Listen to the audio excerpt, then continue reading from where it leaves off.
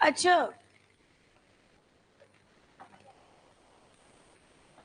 कुछ नहीं,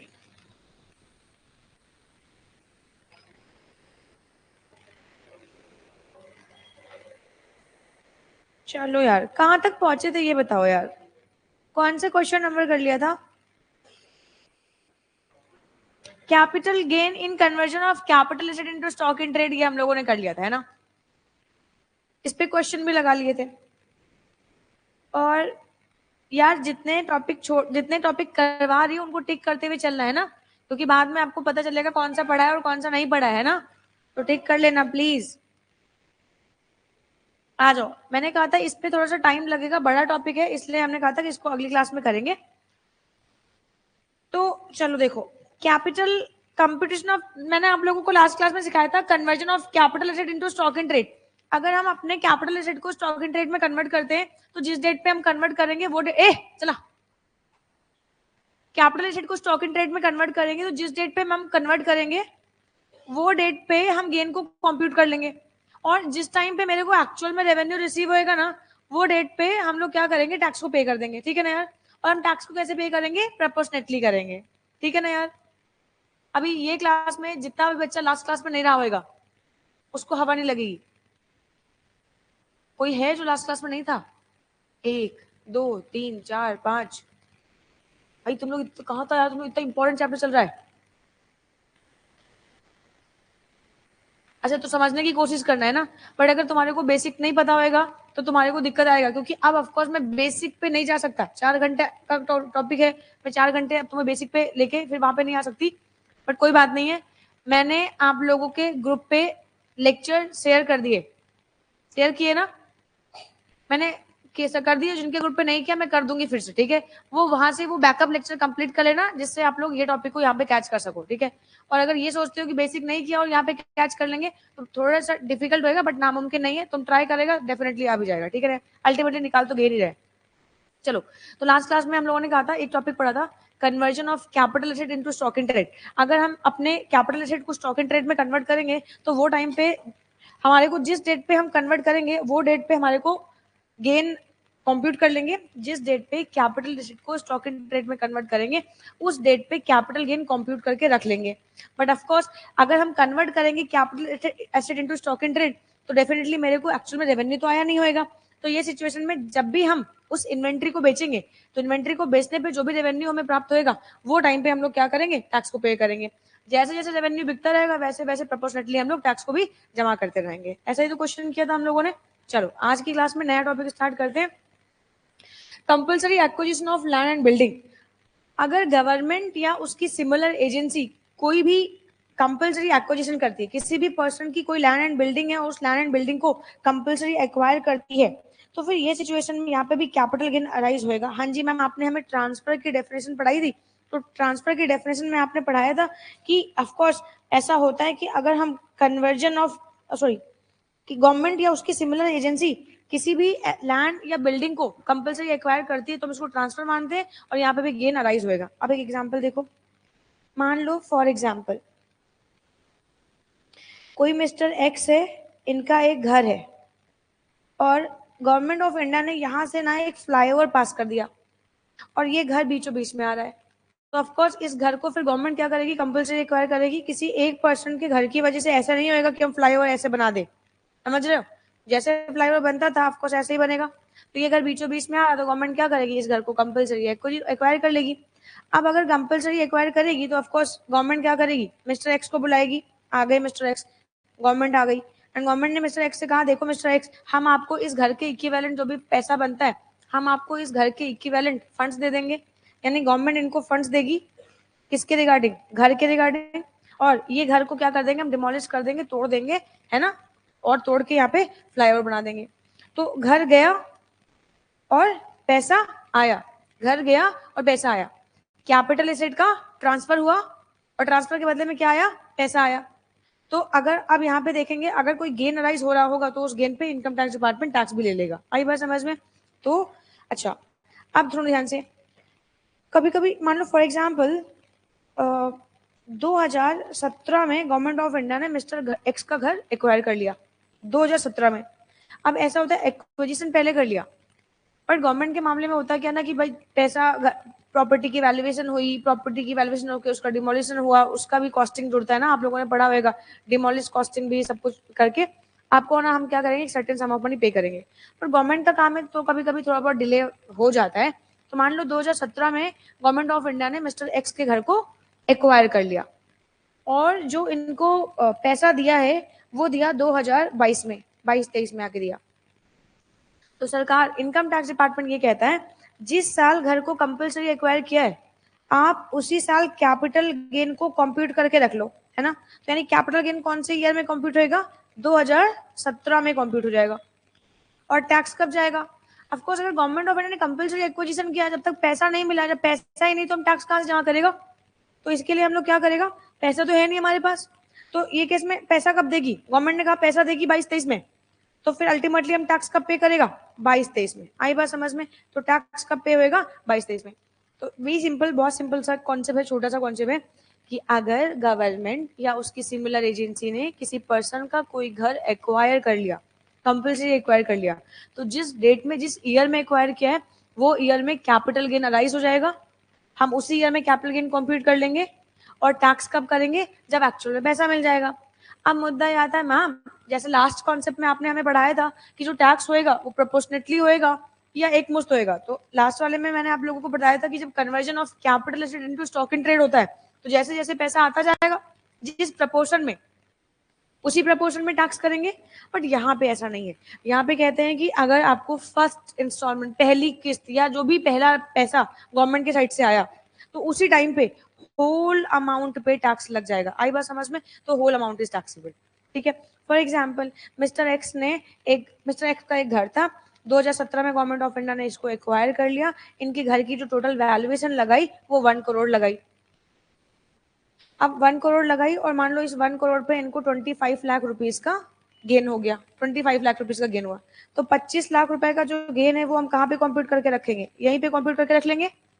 अच्छा अब मान लो for example government of India ने इनको पे किया, अब 25 लाख का गेन है, 1 करोड़ रुपीज इनका क्या है, कॉम्पेंसेशन है ना।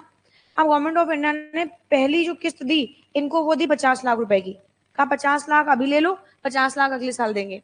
तो जैसे ही 50 लाख मिला, 50% अमाउंट मिला, तो सरकार कहती है, इनकम टैक्स डिपार्टमेंट कहता है मिला है तुम्हें 50%, हम टैक्स लेंगे 100% पे। मतलब मैम यहाँ पे प्रपोर्शन का कोई गेम नहीं है, यहाँ पे 100% टैक्स। जब भी पहला किस्त मिलेगा, पहला इंस्टॉलमेंट मिला, हो सकता है शायद पूरा ही मिल जाए, हो सकता है गवर्नमेंट पार्ट में पेमेंट करे। अगर गवर्नमेंट पार्ट में पेमेंट करती है तो फिर उससे कोई फर्क नहीं पड़ता है कितना पार्ट में पेमेंट किया। जैसे यहाँ पे गवर्नमेंट ने कितना पे किया, 50%, बट सरकार कहती है, इनकम टैक्स कहती है हम तो 100% टैक्स भर लेंगे, ठीक है ना यार। तो इस वाले केस में 100% टैक्स लग जाएगा अगर आपको पहला ही पार्ट रिसीव होता है। इससे प्रीवियस वाले कॉन्सेप्ट में प्रोपोर्शनेटली बताया था मैंने आप लोगों को, इतनी कहानी समझ में आती है। अच्छा एक चीज और देखो, एक होता है, एक कॉन्सेप्ट होता है इनहैंस्ड कॉम्पेंसेशन। इनहैंस्ड कॉम्पेंसेशन क्या होता है, समटाइम्स ऐसा होता है कि गवर्नमेंट ऑफ इंडिया ने अपने वैल्यूएशन के हिसाब से मेरी जो प्रॉपर्टी थी उस प्रॉपर्टी की वैल्यू वैल्यूएट कर ली, और उनको लग रहा है कि जो प्रॉपर्टी की वैल्यू है वो 1 करोड़ है, बट मुझे लग रहा है यार ये प्रॉपर्टी की वैल्यू 1 CR नहीं है यार, मुझे लग रहा है 2 CR है, या मुझे लग रहा है 1.5 करोड़ रुपए है। तो गवर्नमेंट ने मुझे दिया कितना, 1 करोड़ दिया, बट मुझे तो लग रहा है कि 50 लाख मुझे और मिलने चाहिए। तो ये केस में मैं भाई, फिर तो मैं कोर्ट का दरवाजा, भाई गवर्नमेंट तो अपने उस पर अड़ी हुई है कि मेरे को तो 1 करोड़ की प्रॉपर्टी की वैल्यू लग रही है, मैं तेरे को 1 करोड़ रुपीज ही पे करेगी। पर मुझे लग रहा है नहीं नहीं, ये तो गलत बात है भाई, मेरे को लग रहा है 1.5 करोड़ मिलने चाहिए, 50 लाख को लेके अभी लफड़ा हो गया। तो ये केस में मैं तो जाएगी कोर्ट, मैं कोर्ट जाएगी और मैं कोर्ट पे जाके कहेगी भैया देखो ऐसी बात है कि जो पैसा है वो 50 लाख मुझे और मिलना चाहिए। तो मैंने कोर्ट में केस दायर कर दिया। तो बाद में क्या हुआ, जजमेंट आया, गवर्नमेंट ने कहा कि बाद में हमने केस दायर कर, जल्दी यार कौन से छूटा जा रहा है। बाद में मैंने कोर्ट में केस किया, जब मैंने कोर्ट में केस किया तो पता चला कि गवर्नमेंट कोर्ट ने कहा कि ये ऑफ कोर्स हाँ 50 लाख इस औरत को और मिलने चाहिए। यानी मैंने जो मुकदमा किया था वो मुकदमे को गवर्नमेंट ने हाँ कर दिया कि इसको 50 लाख और मिलने चाहिए। अब 50 लाख में से गवर्नमेंट ने क्या किया, 23-24 में, मतलब 17 का था, एक्विजिशन कब हुआ है, 2017 में हुआ है, समझ रहा है। और फिर मैंने फाइनल पैसा जो था मुझे मिल गया था 22-23 में, 1 करोड़ रुपीज मुझे मिल गया 22-23 में। देखो 2017 का केस था, 2022-23 में मुझे मिल गया 1 करोड़ रुपए, ठीक है। अच्छा, उसके बाद 23-24 में मैंने जब मुकदमा फाइल कर दिया, 2017 में मुकदमा फाइल कर दिया, मुकदमा फाइनली मैंने जीता 23-24 में, हाफ ऑफ द अमाउंट मिल गया 23-24 में, यानी 50 लाख का हाफ ऑफ द अमाउंट कितना है, 25 लाख रुपए। 25 लाख मुझे मिल गया 23-24 में, एंड 25 लाख मुझे मिल गया 24-25 में। तो अब मुद्दा ये आता है, इसकी टैक्सेबिलिटी कैसे होगी, जो ये वाला अमाउंट है इसकी टैक्सेबिलिटी कैसे होगी। तो जिस ईयर में ये मिलेगा आपको, उसी ईयर में इसकी टैक्सेबिलिटी होगी, है ना। अगर ये 23-24 में मिला तो 23-24 में टैक्सेबल होगा, अगर ये 24-25 में मिला 24-25 में टैक्सेबल होगा, अगर ये 30-31 में मिलेगा तो 30-31 में टैक्सेबल होगा। आई बात समझ में, ठीक है। अच्छा, क्वेश्चन जब एग्जाम में आएगा और अगर एग्जाम में इनहैंस कॉम्पेंसेशन होएगा, तो प्लीज अगर एग्जाम में आया क्वेश्चन और इनहैंस कॉम्पेंसेशन हुआ और इनहैंस कॉम्पेंसेशन फ्यूचर डेट पे मिला, तो प्लीज उस पर टैक्स नहीं लगाएंगे, क्योंकि फ्यूचर डेट के लिए हमारे पास टैक्स रेट नहीं है। हमारे पास तो फाइनेंशियल ईयर 23-24 की टैक्स रेट है ना, तो हम 23-24 के टैक्स रेट से 23-24 की अमाउंट को ही टैक्स कर सकते हैं। फ्यूचर में हम लिख देंगे taxable in the year of, जहां पे जब भी होएगा, जिस ईयर का होएगा तो वो लिख देंगे, ठीक है ना यार। चलो, एक बार मैंने कॉन्सेप्ट समझाया स्टोरी की तरीके से, एक बार फिर से समझो। नो नो नो, पंखा नहीं चलेगा, बहुत तुम लोग गर्मी से आएगा, पंखा चलाएगा तो ठंडी लग जाएगी, जुकाम हो जाएगा। हमें यार इमोशनल टॉर्चर करोगे तुम लोग यार, सेंटी करते हो, ये सब गलत बातें यार, मैं ऐसे मत देखा करो यार। लो, मैं नहीं जानती यार, लो सब कर दिया यार।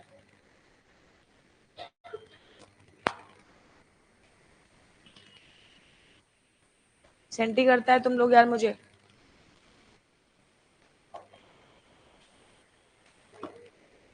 चलो, हाँ, अब कुछ, अब एकदम चुप, अभी ज्यादा गुस्सा लगेगा सब बंद कर देगा मैं, एकदम से सुनने का। अभी पता है तुम लोग कॉन्सेप्ट, पता है जब 49 डिग्री टेम्परेचर होता है ना, तब भी मैं ये लाइट में बढ़ा रही होती है, और यहाँ पे एसी नहीं लगा हुआ है, समझता है। मतलब साल के 12 मास यही सिचुएशन होती है यार। पूरा अभी ठंडी पड़ेगी अप्रैल से लेके सितंबर तक का, पता नहीं कितना गर्मी लग रहा है यार, कॉन्सेप्ट पे फोकस नहीं कर रहा है, पंखे फोकस कर रहा है यार, गुस्सा दिलाएगा। इतना बढ़िया कॉन्सेप्ट पढ़ा रहे हैं यार, इतना मजेदार, फ्लो में आ जाओ तो कुछ महसूस नहीं होगा, क्यों बेटा, तब से फ्लो में नहीं आ रहा है ये वो। अब हीटर लगवा देगा ज्यादा बोलेगा तो, आजा। इधर, इधर नहीं, इधर नहीं, ढूंढ ही लेगा यार। हाँ, मैं बताएगी ना, ये गेट खोलेगा, यहाँ से वो गैलरी बनी हुई है ना, वो अंदर जाने का, वहां पे देखो ना एकेडमिक ब्लॉक लिखा हुआ, सीधे अंदर जाने का, जहां जहां रास्ता जा रहा है वहां चले जाने का। अभी इतने बड़े बच्चे हो गए, इतना पता होगा किचन कहाँ है क्लास कहाँ है, पहले क्लास पढ़ेगी फिर किचन पढ़ेगा। चला, तो अब एक बार जल्दी से देखो क्या बताया था मैंने आप लोगों को। If any capital asset has been acquired compulsorily by the government or similar agency, capital gain shall be computed in the year in which the asset was acquired. But capital gain so computed shall be taxable in the year in which compensation or part of the compensation is first received. आई बात समझ में? अच्छा, enhanced compensation, if the compensation is enhanced by the court or tribunal, such enhanced compensation shall be capital gain of the year in which the enhanced compensation is received, and the cost of acquisition and the cost of improvement shall be taken to be nil. आई बात समझ में? क्योंकि enhanced already आपका capital gain tax हो चुका होएगा main compensation से, तो इनहैंस कॉम्पेंसेशन में कुछ भी हम लेस नहीं करेंगे, डायरेक्ट टैक्सेबल करवाएंगे। अभी प्रैक्टिकल देखेंगे तो और क्लियर होगा। डेथ ऑफ द ट्रांसफरर, यानी कि मिस्टर एक्स का प्रॉपर्टी था, 2017 में गवर्नमेंट ने एक्वायर कर लिया और 2018 में उनकी डेथ हो गई, तो क्या लगता है कॉम्पेंसेशन मिलेगा कि नहीं मिलेगा? मिलेगा, किसको मिलेगा? लीगल रिप्रेजेंटेटिव्स को मिलेगा।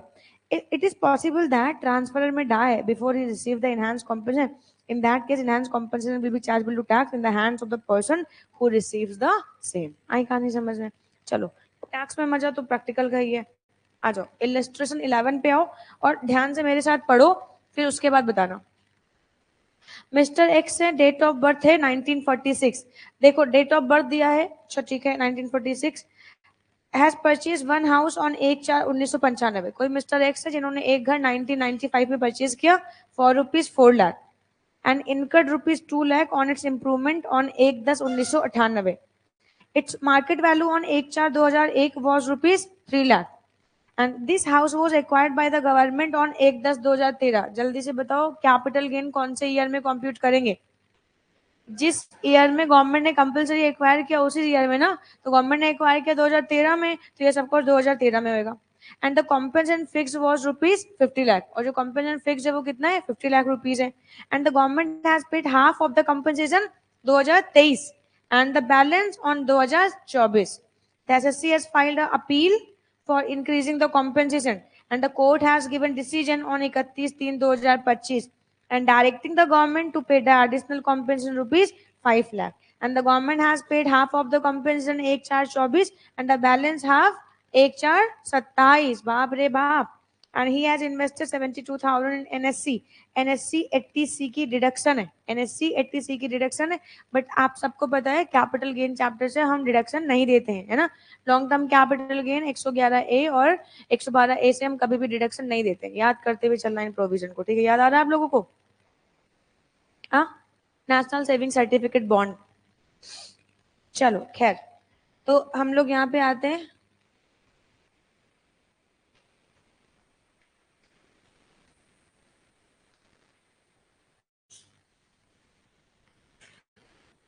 FVC, जल्दी से बताओ घर कितने में बिका? घर कितने में एक्वायर किया? 50 लाख रुपीज में. ये आपको क्वेश्चन में दिया होगा. मछली की आंख आंख को देखना है, यानी अपने को दोनों जो फॉर्मूला बताया था उस फॉर्मूले के फिगर्स देखने, ठीक है? तो FVC कितनी आ गई? 50 लाख रुपीज.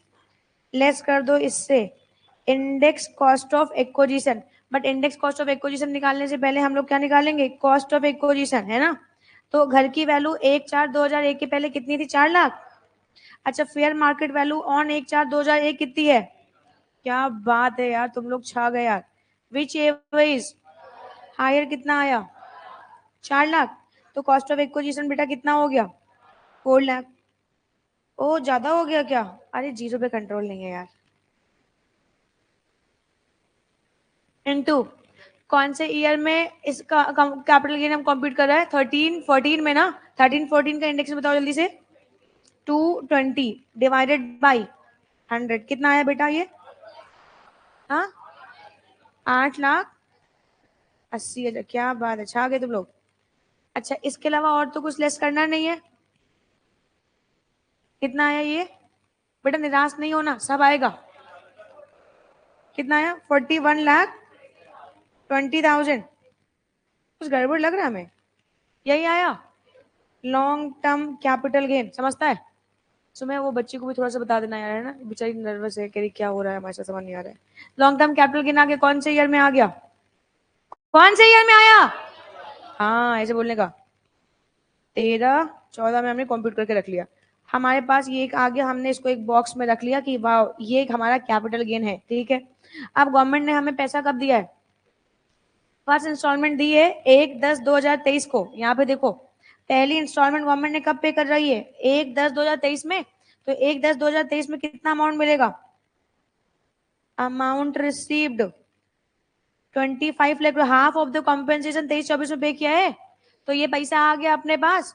अच्छा, पैसा आ गया तो इसका मतलब है ईयर 23-24 में, हम लोग क्या करेगा? 41,20,000 रुपए को क्या कर देगा? टैक्स कर देगा. आई कहानी समझ में? तो 41,20,000 रुपए कौन से ईयर में टैक्स होगा? 23-24 में टैक्स होगा, ठीक है. क्या हम इसका टैक्स ट्रीटमेंट कर लेगा? क्या करेगा बता भाई? 115 BAC से, सेक्शन 115 BAC, 115 BAC से करेगा.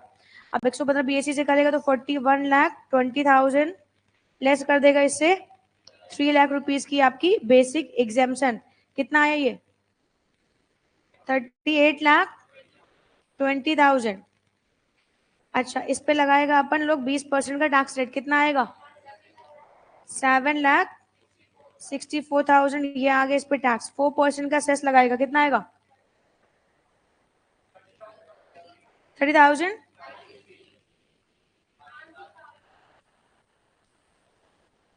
560 हो गया. ये बता कितना आएगा भाई? 94,560. देखो यही आ रहा है क्या टैक्स? यही आ रहा है. तो यही फाइनली आ गई। अच्छा अब सुनो, अभी क्वेश्चन खत्म नहीं हुआ ना, अभी तो सिर्फ हमने इतना किया है कि आपका जो कैपिटल गेन का अमाउंट था, आपका जो कैपिटल वो हमने टैक्स कर दिया।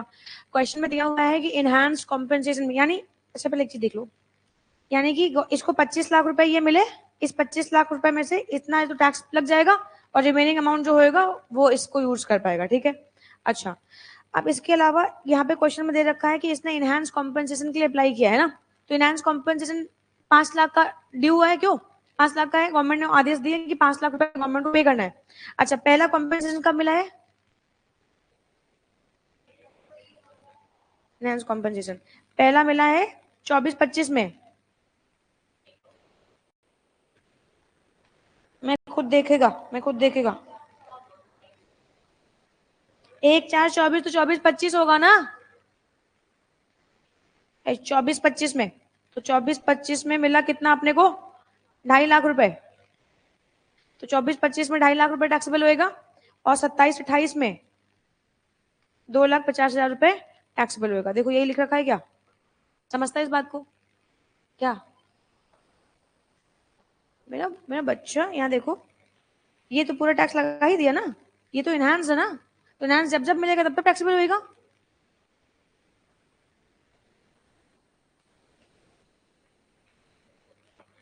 नहीं नहीं अब एग्जामेशन नहीं मिलेगी, वो तो जब 24-25 में जाएगा ना तो वो उस साल का क्लेम, अच्छा 24-25 का, हाँ वो जब नेक्स्ट ईयर में जाएगा ना तो वहां पे ऑफकोर्स बेसिक इनकम क्लेम करने के बाद ही करेगा, यस मिल जाएगा, यस हाँ, क्योंकि वो उस साल की इनकम होगी जिस साल मिल रही है, तो जिस साल की इनकम होगी उस साल से हमेशा क्लेम करेगा। क्या बकवास कर रहे हो,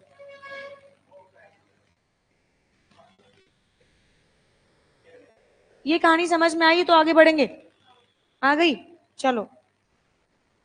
तो ये 41,20,000 रुपए आ गया, और इस पे ये देखो 7,94,560 रुपए का टैक्स आ गया है, और ये 2,50,000 रुपए यहाँ टैक्सेबल हो रहे हैं 24-25 में, है ना, और ये यहाँ टैक्सेबल हो रहे हैं 27-28 में, क्यों ये 26-27 क्यों लिख रखा है, देखो जरा। हाँ तो करेक्शन कर लो, वो ईयर गलती से गलत हो गया है। ओ मैम हम करेंगे, तुम करोगे, चलो अच्छा कर लो, तुम भी क्या याद करोगे।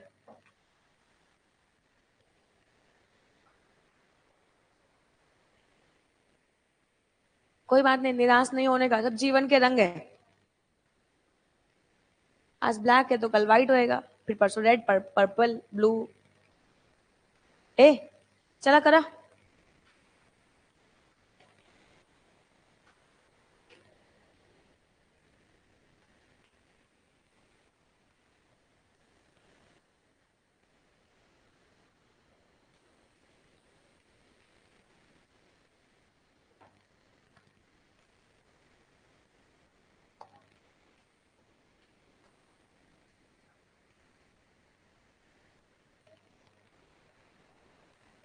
आ गया।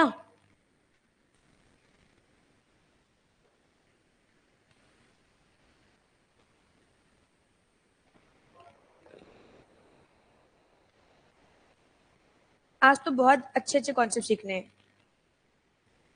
हाँ मैम आज अच्छे कॉन्सेप्ट सीखेंगे।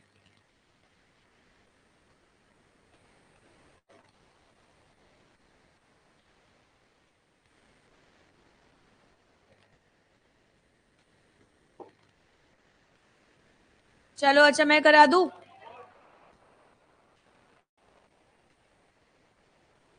हो गया तुम्हारा, टैक्स लायबिलिटी आ गई, हम निकालेंगे टैक्स लायबिलिटी, अब तो पूरा क्वेश्चन करेगा, सब निकालो, और क्या, अब तुम्हें निकालना आना चाहिए ये,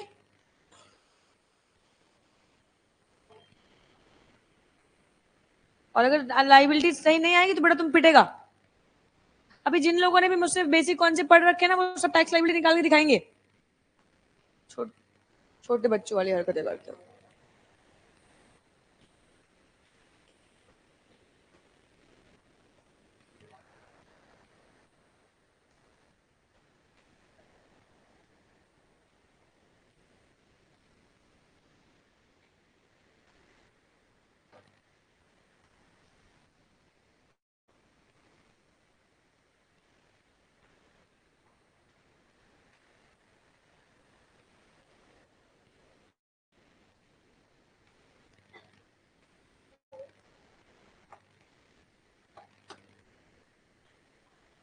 चलो अच्छा देखो अभी, है ना।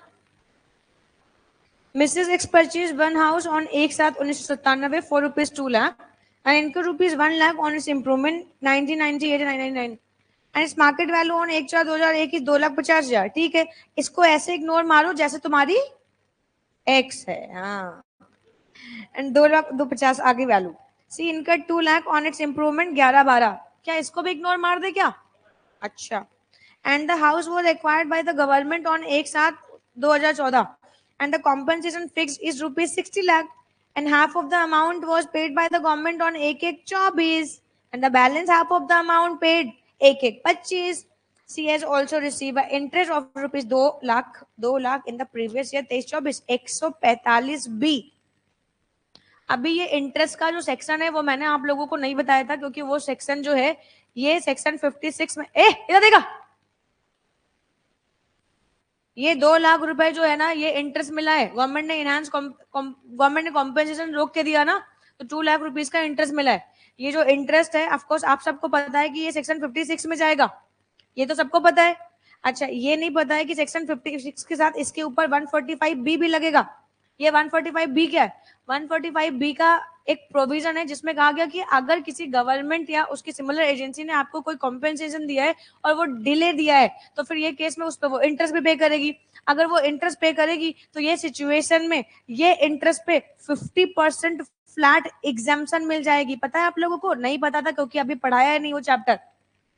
तो इस पे 50% की एग्जाम्पशन मिल जाएगी। पता था? याद था? आ जाओ। तो ये यहीं पे लिख लो, कॉपी पे लिख लो, 145 बी की एग्जाम्पशन वेरी इंपॉर्टेंट है। बीच में क्वेश्चन में भिड़ा देंगे बेटा तो तुम झूमते रह जाओगे यार, समझता है? चलो, तो अब हम इसको क्वेश्चन को करेगा, है ना। अब हम इस इनकम को, इस क्वेश्चन को करेगा। चलो,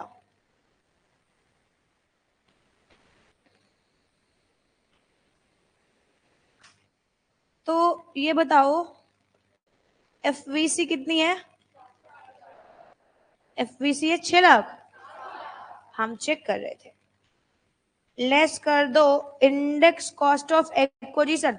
तो इंडेक्स कॉस्ट ऑफ एक्विजिशन के लिए पहले निकालो cost of acquisition. Cost of acquisition कितनी होएगी? दो 2 लाख रुपए और 2.5 लाख रुपए, whichever is higher. Higher कितना है? 2.5 लाख। तो कॉस्ट ऑफ एक्विजिशन कितनी आ गई? 2.5 लाख। इनटू इस पे कितना 240 डिवाइडेड बाई 100 कितना आया ये? 6 लाख।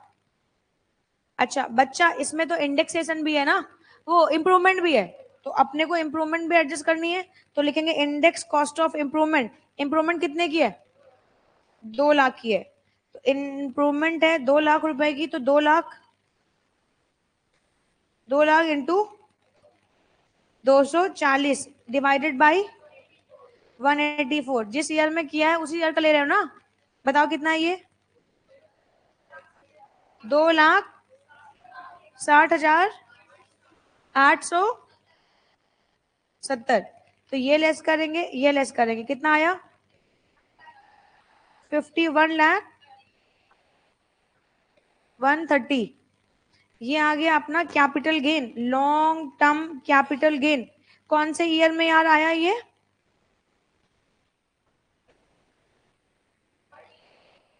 14-15 में कंप्यूट कर लिया। ये बताओ कॉम्पेंसेशन कौन से ईयर में मिला है? 23-24 में। 23-24 में कितना अमाउंट मिला? हाफ ऑफ द अमाउंट, यानी कि 30 लाख रुपीज। तो ये 30 लाख रुपीज मुझे मिल गया यहाँ पे।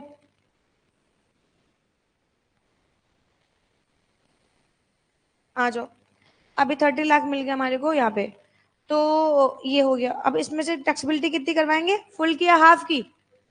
पूरा अमाउंट टैक्सेबल हो जाएगा। 51,39,130 का अमाउंट टैक्सेबल हो जाएगा। ठीक है ना यार? अच्छा, इसके अलावा और क्वेश्चन में क्या दे रखा है?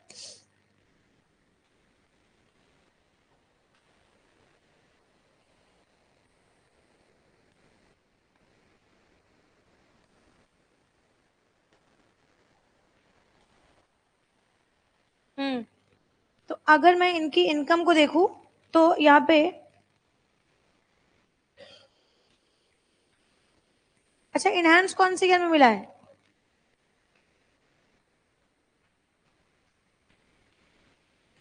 ये 23-24 की इनकम की अगर मैं बात करूं तो 23-24 में इनके पास income under the head PGBP कितनी है बेटा?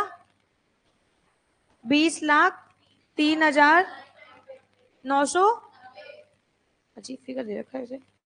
फिर इसके अलावा कैपिटल गेन के अंतर्गत कितनी है?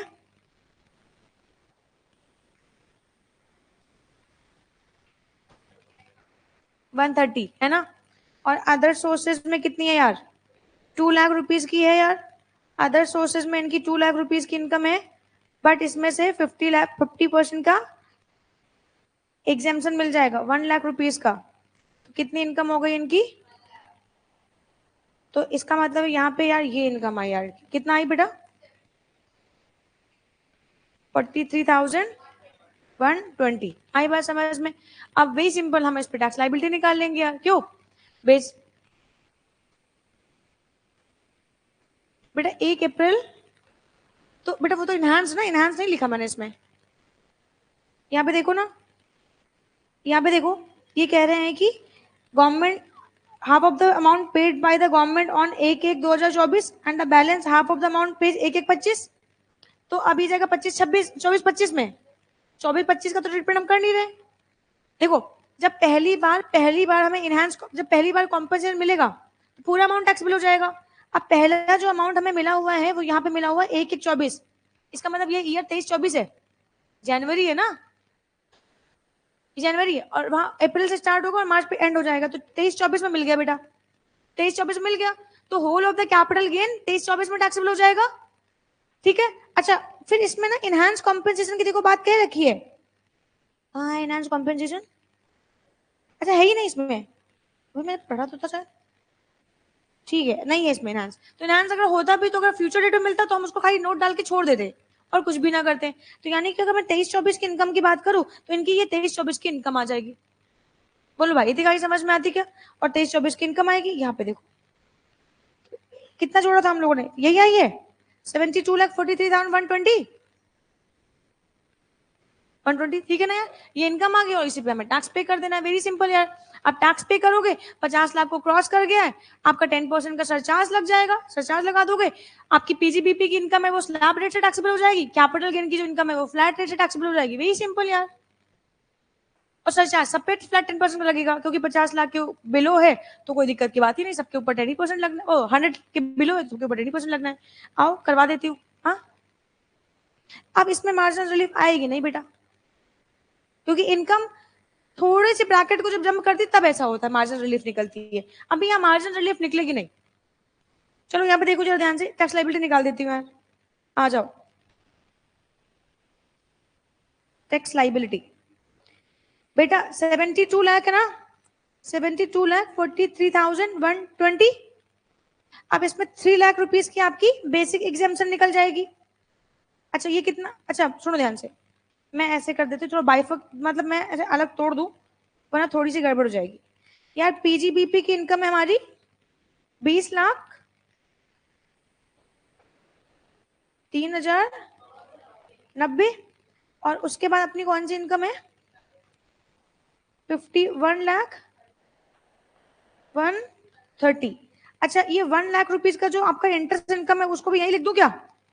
तो ये आ गई 21,03,990। अच्छा, ये आपका आ गया स्लैब वाला और ये आ गया आपका फ्लैट वाला। क्यों? तो ये है आपकी स्लैब और ये है आपकी फ्लैट। ठीक है ना यार, वही सिंपल यार, आप सिंपल सिंपल कर लेंगे। स्लैब में कितना करेंगे जल्दी से बताओ? फर्स्ट 3 नो टैक्स बेटा, बोलो हाँ। नेक्स्ट 3 पे कितना लगेगा? तुम्हारी आ गई टैक्स लाइबिलिटी 15,000। फिर अगले 3 पे, अरे बोलते हो कि नहीं बोलते तुम लोग यार? सबका सबका मुंह चलना चाहिए, समझ रहे? कितना आएगा? कितना आया ये? 30,000। नेक्स्ट 3 पे कितना लगेगा? 15%। कितना आएगा? 45,000।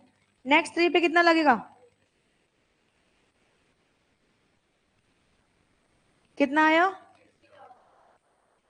और अब कितना बचा टोटल? तो 21,03,990 से माइनस कर दो 15 लाख, कितना आया? 6,03,990 पे कितना लगेगा? कितना आएगा ये? 1,04। देखो ऐसे करता है। अभी तुम लोगों को क्वेश्चन नहीं आता तो मैं 2 बार नहीं बताता है। कौन बोला ये किया? किसने किया था? 197 ना बेटा? ये अच्छा, ये बेटा जोड़ दो, कितना आया? 3,01,97। ये तो आपकी नॉर्मल स्लैब से आ गई। अब फ्लैट से बता दो, फ्लैट कितना है इनका? 51,39,130 पे 20% लगाएंगे, कितना आएगा? 10 लाख। 10 लाख ये आया। अब ये आ गया तो एक काम करो, अब इसमें ये जोड़ दो। ये आया 10,27,826। कितना आया ये? 13,23,000। यही ना? राउंड ऑफ को, ये इनकम है ना 288 ए के हिसाब से। बेटा इनकम है, इनकम है टू, नहीं टैक्स लायबिलिटी।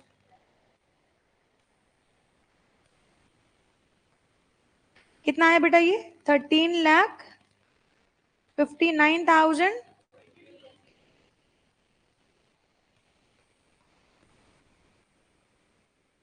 ठीक है ना यार? राउंड अब लगा। अच्छा अच्छा अच्छा, देखो यार तुम लोग गड़बड़ कर रहे हो यार। 20 भी तो 88 भी तो final tax liability round of करेंगे ना। सर चार्ज लगाओ। क्या लिखा है मैंने ये? कितना? 10%। कितना आएगा? 135,902। अब बताओ कितना आएगा? 14,92,000।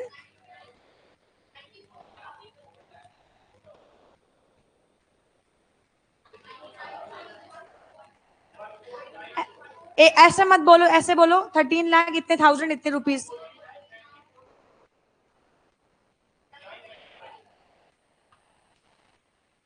हाँ ऐसे बोलो, ऐसे बोलते हैं ना बेटा। अब इसको भी राउंड ऑफ कर दे क्या? 288 बी के हिसाब से 14,94,935 है ना? तो फॉरवर्ड ले जाओ। देखो यही आई है टैक्स लायबिलिटी। यार ये सेस क्यों नहीं तुमने लगवाया फिर यार? गड़बड़ कर दी यार। सेस मैं तो चेक कर रही थी। मैं चेक कर रही थी कि मैं 28 बी के साथ राउंड ऑफ कर दूंगी तो क्या तुम भी कर दोगे? सेस कौन लगाएगा? 50। आप बताओ कितना आया?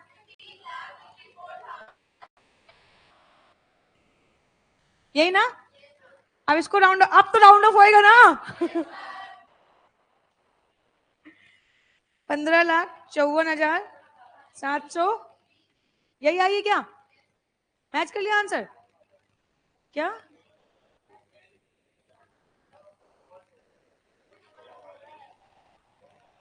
यही आई 15,54,720। बोलो हाँ। हाँ तो सुनो यार, सुनो बहुत। 1 मिनट।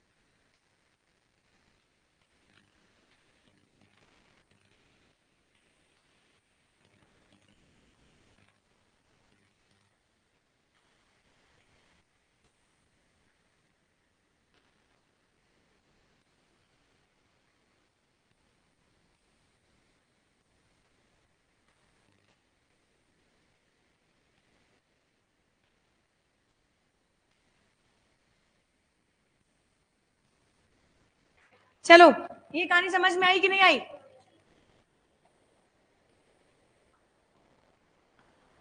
कौन सी है तुम्हारी असेसमेंट ईयर? क्या लिखा है?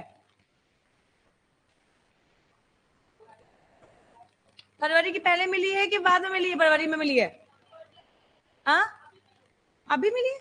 अभी नहीं, ऐसा हो सकता है, हो नहीं सकता ऐसा। अभी वालों को सबको, तुमको कौन सी मिली है? 24-25? यस, सबको दिलाई 24-25, पहले मिल गई होगी लोगों को। हाँ,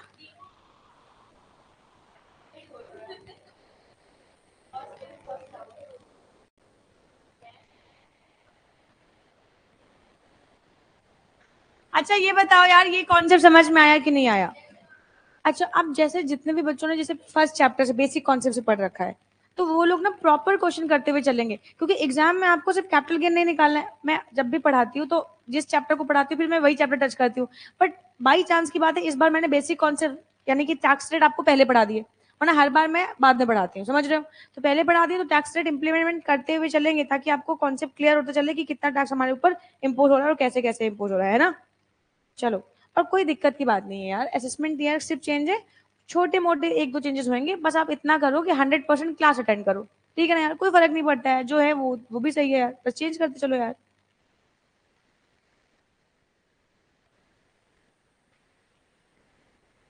चलो, तो एक और अच्छा कॉन्सेप्ट है, ये करा दूं। चलो आओ, एक और अच्छा कॉन्सेप्ट करेंगे ये भी। Write a note on capital gain on distribution of asset by a company on liquidation. अब ये क्या कहानी है? ये कहानी कुछ इस प्रकार है कि अगर कोई कंपनी है और वो कंपनी क्या हो रही है, लिक्विडेट हो रही है। लिक्विडेशन में क्या होएगा यार? मैम, लिक्विडेशन या वाइंडिंग अप एक प्रोसेस है। अच्छा, कैसा प्रोसेस है ये? इस प्रोसेस में कंपनी के एसेट्स बिकते हैं और लाइबिलिटीज को मेट आउट करते हैं, ठीक है? तो एसेट्स बिकी और लाइबिलिटी मेट आउट हुई, और इसके बाद जो पैसा आएगा, एसेट्स बिक गई, सारी लाइबिलिटीज मेट आउट हो गई, इसके बाद जो भी फंड्स कंपनी के बाद कंपनी के पास बचते, उन सारे के सारे फंड्स को किसको बांट देते हैं? शेयर होल्डर्स को, क्योंकि वो पैसा किसका होता है? शेयर होल्डर का होता है, ठीक है ना यार? अच्छा, जब शेयर होल्डर को कंपनी पैसे बांटेगी, जरा देखो जरा ध्यान से। अगर कोई कंपनी है, उसने एसेट्स को बेच के लाइबिलिटी मिट आउट किया और उस कंपनी के पास मान लो कुछ पैसे बचे, तो जब ये पैसे कंपनी शेयर होल्डर को देगी तो क्या होएगा? शेयर होल्डर किसके बदले में देगी? शेयर होल्डर ने शेयर सर्टिफिकेट परचेज किया होगा, और share holder share certificate company को देगा और कंपनी शेयर होल्डर को फंड्स देगी। तो क्या हुआ? ये बताओ, जो शेयर सर्टिफिकेट है, क्या ये शेयर सर्टिफिकेट कैपिटल एसेट माना जाता है कैपिटल एसेट? और शेयर होल्डर कह रहा है इस कैपिटल एसेट को ट्रांसफर कर रहा है किसको? कंपनी को, और उसके बदले में कंपनी क्या दे रही है? शेयर होल्डर को फंड्स दे रही है। तो पैसा आया, कैपिटल एसेट गई, तो कैपिटल एसेट का ट्रांसफर हो गया फॉर कंसिडरेशन, और क्या राइज होएगा? Capital gain. आई बात समझ में? अच्छा, वैसे तो मैं आपको एक बात बता दूं, eight the time of liquidation अगर कोई शेयर होल्डर अपने शेयर सर्टिफिकेट को ट्रांसफर करता है कंपनी को, और उसके बदले में कंपनी अगर उसे कोई फंड्स देती है, तो सरकार ने कहा कि यार हम इस पे टैक्स नहीं लेंगे, ये एग्जेम्प्ट है। मतलब लिक्विडेशन के टाइम पे जो पैसा आपको मिला, उस पर जो गेन या लॉस अराइज होएगा वो आपका एग्जेम्प्ट है। लेकिन फर्दर आपने उसको फिर किसी मतलब फर्दर या कुछ और ट्रीटमेंट, अगर आप फर्दर कोई एसेट ट्रांसफर, कभी कभी कंपनी क्या करती है, एसेट ट्रांसफर कर देती है, तो फर्दर उस एसेट को ट्रांसफर करोगे तो गेन लगेगा। छोड़ो सर, बहुत डिटेल में चले जाओगे, चेहरे का रंग बदल जाता है। इतनी बात समझ में आई बेटा? कंपनी अपने शेयर सर्टिफिकेट वापस लेगी और कंपनी अपने शेयर होल्डर को पैसे देगी। तो शेयर सर्टिफिकेट ट्रांसफर हुए शेयर होल्डर से शेयर कंपनी को, और उसके बदले में कंपनी ने क्या किया? पैसा दिया। तो कैपिटल एसेट का ट्रांसफर फॉर कंसिडरेशन क्या राइज होएगा? वेरी सिंपल, बट ये एग्जाम होगा, ठीक है? तो फिर मैम एग्जाम है, बस इसमें इतना ही कॉन्सेप्ट है? नहीं नहीं, अब सुनो ध्यान से। मान लो एक कंपनी है ABC लिमिटेड, इस कंपनी के पास टोटल नंबर ऑफ शेयर्स हैं 1 लाख। कितने शेयर है? 1 लाख। और कोई मिस्टर एक्स है जिसने इस कंपनी में 100 शेयर्स होल्ड करके रखे। ठीक है ना ना ना ना।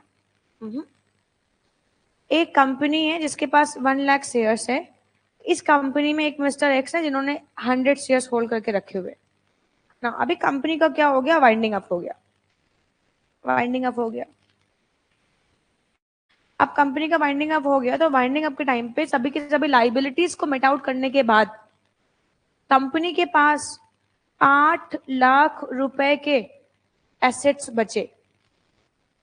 कितने के? 8 लाख के। अच्छा, अब मजे की बात बता दूं, इस 8 लाख रुपए में 3,50,000 रुपए का एक्यूमुलेटेड प्रॉफिट और रिमेनिंग 4,50,000 रुपए की क्या है, एसेट है। ठीक है, कंपनी का वाइंडिंग अप हो गया। वाइंडिंग अप के बाद सारे एक्सपेंडिचर को माइंड आउट करने के बाद कंपनी के पास कुछ पैसे बचते हैं, कुछ एसेट बचती है। 8 लाख रुपए की एसेट बची। तो इस 8 लाख रुपए में 3.5 लाख रुपए का एक्यूमुलेटेड प्रॉफिट है एंड रिमेनिंग 4,50,000 रुपए की कैपिटल एसेट है। एक मिस्टर एक्स है, तो अब मैं अगर आपसे पूछूं कि मिस्टर एक्स के रिस्पेक्ट में कंपनी के कितने एसेट मिलेंगे, तो क्या बता पाओगे? Of course ma'am. अगर कंपनी के पास कुछ 8 लाख रुपए की एसेट ही बची है, तो ये 8 लाख रुपए की एसेट बटेंगी 1 लाख शेयर्स में। अगर मिस्टर एक्स ने होल्ड किया है 100 शेयर, तो मिस्टर एक्स के खाते में कितना आ गया, 800। अच्छा, मिस्टर एक्स के खाते में 800, लेकिन ये 800 में पूरी की पूरी एसेट नहीं है ना। इस 800 में क्या 350 रुपए का क्या निकलेगा भाई? अगर इसको मैं ऐसे देखे ना, तो 3,50,000 रुपए का एक्यूमुलेटेड प्रॉफिट है और 4,50,000 रुपए की एसेट है। अगर मैं कहूं कि 3,50,000 में से मिस्टर एक्स को कितना प्रॉफिट बटेगा, तो 3,50,000 डिवाइड बाई 8 इनको 100 निकालेंगे, तो मिस्टर एक्स के खाते में 350 रुपए का प्रॉफिट आया। एंड 4,50,000 डिवाइडेड बाई 8 लाख, ये एसेट है, इंटू 100, तो कितना आया, 450। तो 450 रुपए कंपनी, अगर वाइंडिंग अप कंपनी का लिक्विडेशन हो रहा है, तो 450 रुपए की एसेट बटेंगी और 350 रुपए का एक्यूमुलेटेड प्रॉफिट। ठीक है, तो यानी कि अगर इस कंपनी का वाइंडिंग अप हो, तो मिस्टर एक्स के हाथ लगेंगे 800। इन 800 में से एबिट, देखो कितना गंभीर कॉन्सेप्ट चल रहा है। वो परपंच कर रही है, वो स्त्री है, कुछ भी कर सकती है। एकदम गंभीर कॉन्सेप्ट चल रहा है यार। कितने पैसे लगे मिस्टर एक्स के खाते में? जय में से 350 क्या है और 450 क्या है? आई बस में। अब अगर एसेट ट्रांसफर हुई और शेयर सर्टिफिकेट वापस आए, तो इस 450 के रिस्पेक्ट में क्या निकलेगा, कैपिटल गेन। तो मैम ये 350, देखो बेटा, एक प्रोविजन है section 2 clause 22 sub clause C. ये सेक्शन में लिखा हुआ है कि अगर किसी कंपनी ने at the time of liquidation अपने मेंबर को कोई भी एक्यूमुलेटेड प्रॉफिट ट्रांसफर किया, तो extend to the accumulated profit हम मानेंगे कि कंपनी ने डिविडेंड ट्रांसफर किया है। और मिस्टर एक्स के हाथ में ये जो 350 रुपए हैं, ये एज अ डिविडेंड इनकम कहलाएगी, ये कैपिटल गेन का पार्ट नहीं बनेगी। इसमें यही एक गेम था जो मुझे आप लोगों को समझाना था। फिर से सुन लो ध्यान से। अगर कोई कंपनी का लिक्विडेशन हो रहा है, तो eight the time of liquidation अगर कंपनी ने कोई भी एसेट ट्रांसफर करी अपने शेयर होल्डर को, तो ये ऑफकोर्स उस पर कैपिटल गेन कंप्यूट होएगा। और अगर eight the time of liquidation किसी कंपनी ने अपने किसी मेंबर को कोई एक्यूमुलेटेड प्रॉफिट दिया है, तो लॉ कहता है section 2 clause 22 sub clause C कहता है extend to the accumulated profit, ये डिविडेंड कहलाएगा। Extend to the accumulated profit, ये डिविडेंड कहलाएगा, डिविडेंड इनकम मानी जाएगी। यानी कि ये इनकम पे 350 पे सेक्शन 56 अट्रैक्ट करेगा और ये पे सेक्शन 45 अट्रैक्ट करेगा। बोल भाई इतनी कहानी समझ में आती क्या? बस यहाँ पे ना गेम यही है कि अलग अलग इनकम कंसिडर कर ली जाए। यानी 800 रुपए मिल रहे हैं, लेकिन इस 800 रुपए में दो इनकम चली गई। एक तो एक्यूमुलेटेड प्रॉफिट चला गया, और extend to the accumulated profit, ये क्या कहलाएगा, डिविडेंड कहलाएगा। Extend to the accumulated profit, ये डिविडेंड कहलाएगा। And extend to the asset, ये कैपिटल एसेट गेन या लॉस कहलाएगा। और भाई इतनी कहानी समझ में आती है? क्लियर हो गया? अरे क्या बात कर रहे हो यार, और नहीं क्लियर हो रहा तो हम आजमा के देख लो, आजमा लू, देख लो, देख लो पूरा देख लो। अब इसके बाद एक धुआंधार क्वेश्चन दूंगी, और जो करके दिखाएगा उसको ना 50 रुपए का पेटीएम।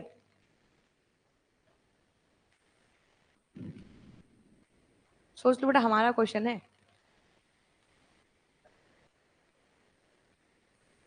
चलो आज तुम करके दिखाना आ रहा है ना, मुझे बड़ा खुशी होगी कि बच्चे 50 रुपए लेके जाएंगे।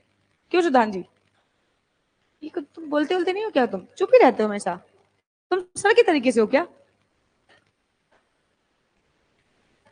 जो आंसर, फाइनल आंसर निकाल के दे दे। समझ में आई ये वाली बात? बोल भाई। पहले ये प्रोविजन पढ़ लो, एक क्वेश्चन मेरे से कर लो, मैं एक क्वेश्चन करवा दूं, उसके बाद वो क्वेश्चन दूंगी, ठीक है ना यार? क्योंकि थोड़ी सी प्रैक्टिस कर लो, ऐसे तो फंसाने वाली बात हो जाएगी फिर ना। लाइव स्टूडेंट तुम लोग खाली मजे ले रहे हो बेटा, जिंदगी के मजे ले रहे हो तुम लोग यार।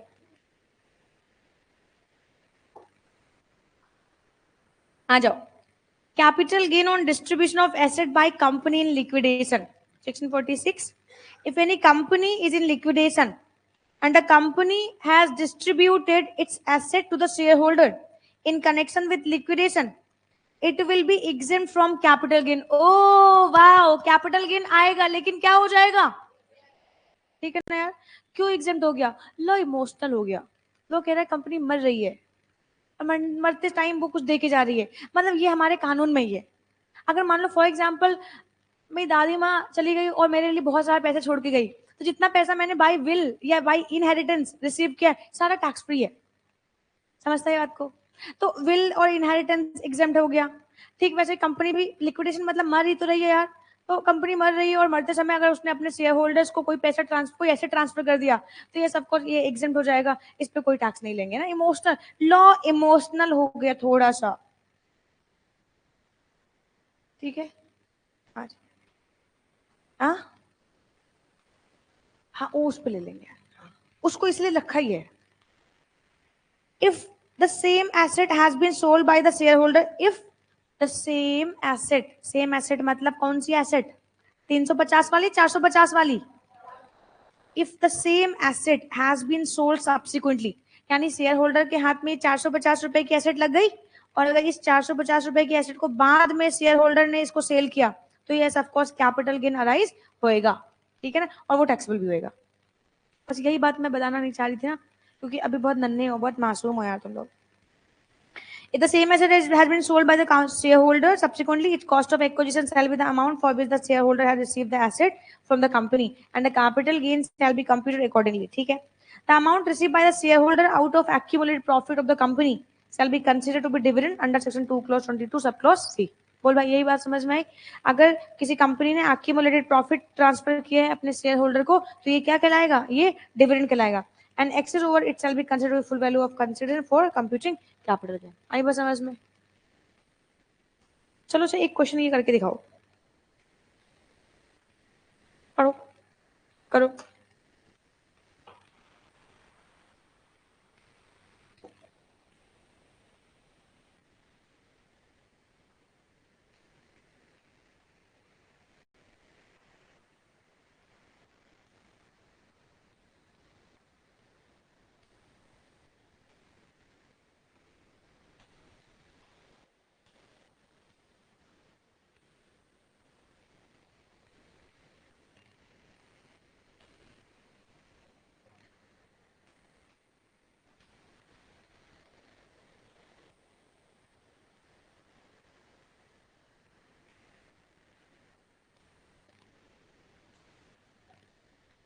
कहाँ?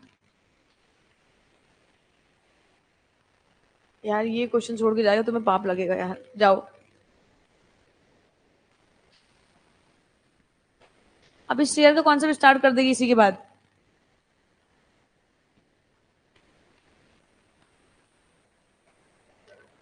जाओ।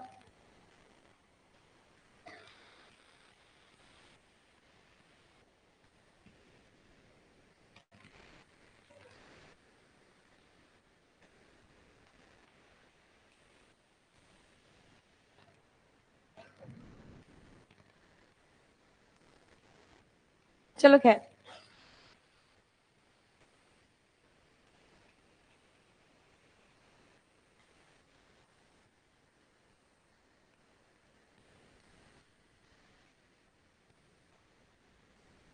आ गया। अरे मैम ये तो वही था जो एग्जाम्पल में करवा रहे थे यार। चलो अब देखो क्या है। ABC limited has issued 1 lakh shares 10 each and the company goes into liquidation। वही सेम टू सेम ट्रीटमेंट है, बस एक ट्रीटमेंट मैंने नहीं सिखाया है, how to compute capital gain. चलो आ जाओ। तो ये क्वेश्चन यही है, मैंने जो आपको एग्जांपल में दिया था ना कि कंपनी थी, इसके पास 1 लाख शेयर थे, मिस्टर एक्स कोई है जिसके पास 100 शेयर है। 100 शेयर में से अब कंपनी के पास लिक्विडेशन में चली गई। लिक्विडेशन के बाद सभी एक्सपेंडिचर को मेट आउट करने के बाद कंपनी के पास ना 8 लाख रुपीज के एसेट बचते हैं। लेकिन इस 8 लाख में 3,50,000 रुपीज के क्या है, एक्यूमुलेटेड प्रॉफिट, एंड 450 के क्या है, एसेट। तो 350 तक जितना भी पैसा ट्रांसफर हो, 350 जो है वो डिविडेंड का पार्ट माना जाएगा, एंड 450 आपका एसेट माना जाएगा। अच्छा, अब यहाँ पे देखो, तो मिस्टर एक्स के रिस्पेक्ट में निकालना है, तो मिस्टर एक्स के पास 100 शेयर है, तो मैंने 100 के रिस्पेक्ट में निकाल लिया। मिस्टर एक्स को 800 मिले, जिसमें से 350 रुपए जो है, ये 350 रुपए इनका क्या हो जाएगा, डिविडेंड हो जाएगा, और जो 450 है ये क्या हो जाएगा, एसेट हो जाएगा। आई बात समझ में? यहाँ तक तो मैंने करा दिया था, सेम क्वेश्चन है। आप सुनो ध्यान से, कैपिटल गेन कितना अराइज होएगा यार इनके हाथ में, देखो। कैपिटल गेन बेटा, ये बताओ एफवीसी कितनी है इनकी, 450। 350 तो डिविडेंड है ना, तो यानी कि जो शेयर सर्टिफिकेट जो शेयर होल्डर ट्रांसफर कर रहे हैं उसके बदले में इनको 450 मिले, ठीक है। तो एफवीसी आ गई 450, लेस कर दो क्या, इंडेक्स कॉस्ट ऑफ एक्विजिशन। कितनी index cost of acquisition question में क्या लिख रखा है, कितने का शेयर परचेज किया है, 12 रुपए का। अच्छा अच्छा अच्छा, ओके ओके, शेयर के रिगार्डिंग एक ट्रीटमेंट नहीं पता आप लोगों को, मैं बता दूं। 10 रुपए का शेयर परचेज किया था, 1/10/1998 को। बट मैंने आपसे बताया था कि कोई भी एसेट परचेज करिए 1/4/2001 के पहले, तो एसेट की वैल्यू 1/4/2001 के पहले और ऑन 1/4/2001 विच इज हायर। तो 10 रुपए में परचेज किया था, 1/4/2001 को कितनी वैल्यू है, 12। तो क्या लेंगे, 10 या 12, 12 लेंगे, बहुत बढ़िया। तो 12 रुपए का शेयर है, कितने शेयर है, 100। कौन से ईयर में ट्रांसफर हो रहा है, देखो यहाँ पे, कौन से ईयर के लिए निकाल रहे हैं यार हम, 23-24 के लिए। तो 23-24 का निकालो, 348 डिवाइडेड बाई 100 कितना आया, 417, लेस करो कितना आएगा, 3726। बेटा ये आ गया लॉन्ग टर्म कैपिटल लॉस। बोल भाई कहानी समझ में आती है, तो ये लॉस आ गया, बस आपको इतना ट्रीटमेंट करना था। एंड 350 रुपए जो आपकी डिविडेंड इनकम है वो आपको एज इट इज लिख देना है। बोल भाई कहानी समझ में आई?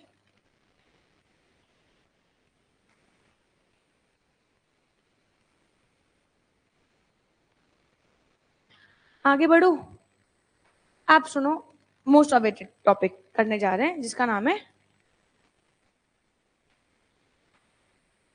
नाम है शेयर सर्टिफिकेट है। तो शेयर्स का कॉन्सेप्ट आप करने जा रहे हैं, बहुत अच्छे समझना, क्योंकि मुझे ऐसा लग रहा है कि जो अभी जो कमिंग जो जून एग्जाम है या जो नवंबर एग्जाम है उसमें भी शेयर का जो ट्रीटमेंट है वो अभी भी इंपॉर्टेंट है ना।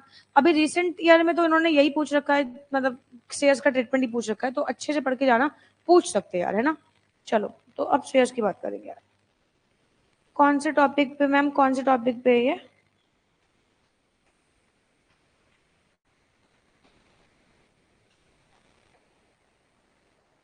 Page number 38। यस।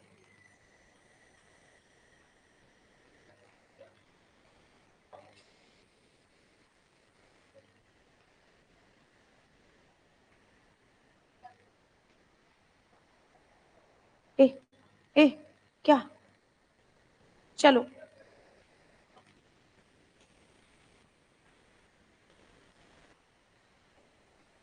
आप 2 मिनट उसको छोड़ दो, आप सिर्फ 2 मिनट सिर्फ सुनो बात को यार ध्यान से, है ना। अगर बात को नहीं सुनेगा तो दिक्कत होएगा।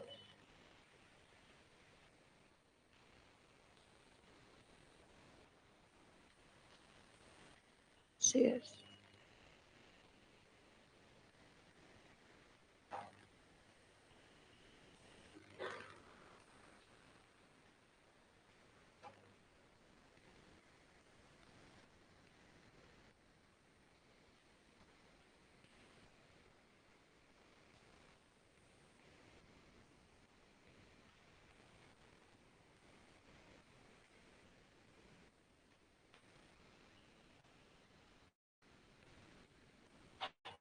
Right shares. देखो बेसिकली अब हम शेयर्स में अगर हम बात करेंगे तो शेयर क्या है, क्या देखो शेयर्स में सिर्फ शेयर्स की बात करेंगे, आप इसमें डिवेंचर में घुसा देना। हम डिवेंचर की बात नहीं कर रहे हैं यहाँ पे, हम डिवेंचर की बात बाद में करेंगे, है ना, कि डिवेंचर पे हम किस तरीके का ट्रीटमेंट करेंगे, कैसे कैसे होएगा। अभी हम सिर्फ शेयर्स की बात कर रहे हैं, ठीक है। अच्छा, अब अगर मैं शेयर्स की बात करूं तो यहाँ पे हम लोग ना 3 तरीके के शेयर्स की बात करेंगे। एक तो हम जब किसी कंपनी से हम कोई शेयर परचेज करते हैं, कोई इक्विटी शेयर परचेज करते हैं, तो उनको हम लोग बोलेंगे यहाँ पे ओरिजिनल शेयर, ठीक है, क्योंकि ये भी इक्विटी है,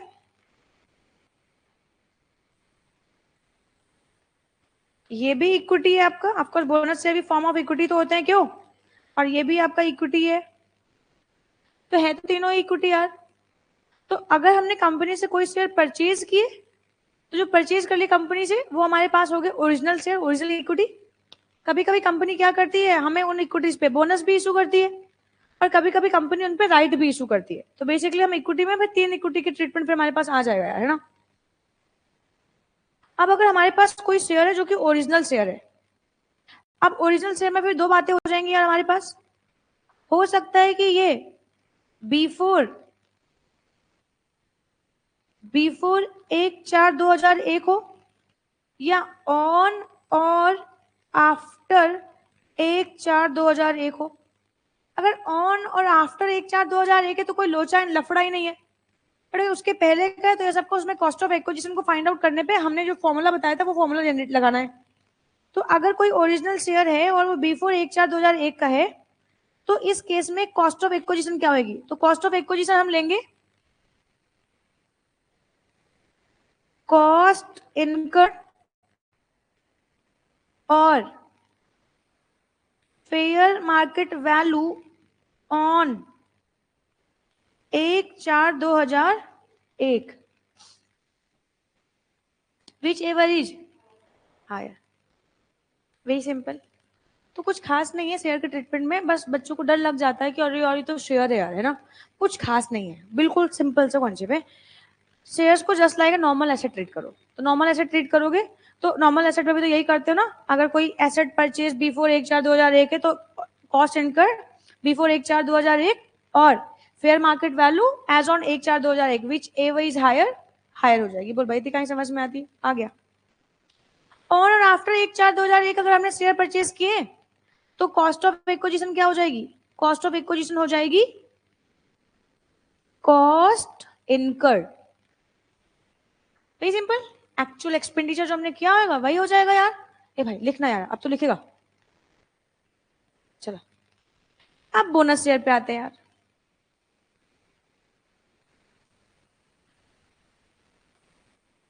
बोनस शेयर मैम, हाँ मैम, बोनस शेयर में तो कॉस्ट ऑफ एक्विजिशन ही नहीं होती है, नहीं होती है। सच्ची मुफ्त मिलते हैं बोनस शेयर क्या? अच्छा चलो, अच्छा अच्छा ठीक है, बाद में कभी पूछेंगे यार, है ना। क्या बताया था हमने?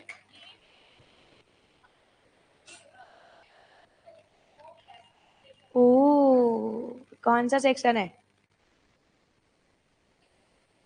मार दूंगी अभी यहीं से खींच के कुछ। 60,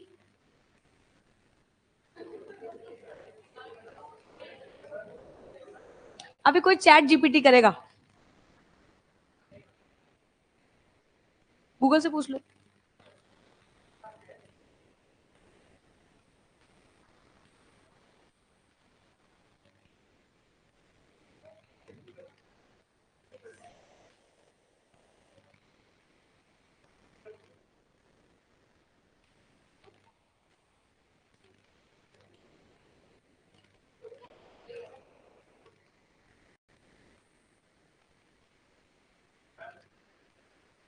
तुम लोगों को शर्म नहीं आती है? तुम लोगों को शर्म, सचमुच शर्म नहीं आती तुम लोगों को? आ जाओ। अच्छा चलो आती है, समझ गई मैं, आती तुम लोगों को। चलो यहाँ देखो, अगर हमने कोई बोनस शेयर परचेज किया, परचेज तो करते नहीं है, बोनस शेयर तो हमें मिलते हैं मुफ्त में, तो फिर ये सिचुएशन में भाई यहाँ पे कॉस्ट ऑफ एक्विजिशन क्या होगी? तो देखो, अब वैसे तो कोई कॉस्ट ऑफ एक्विजिशन होती नहीं है, बट ऑफकोर्स जैसा इनकम टैक्स डिपार्टमेंट हमें कहेगा फिर ऐसा करना पड़ेगा। तो 1/4/2001 के पहले वाले अगर बोनस शेयर है तो वहां पे हम कॉस्ट को ट्रीट करेंगे, और अगर 1/4/2001 के बाद कोई बोनस शेयर परचेज किए तो उनकी कॉस्ट ऑफ एक्विजिशन नील आ जाएगी। तो देखो, बोनस शेयर परचेज्ड बिफोर 1/4/2001, तो इनकी कॉस्ट ऑफ एक्विजिशन लेंगे फेयर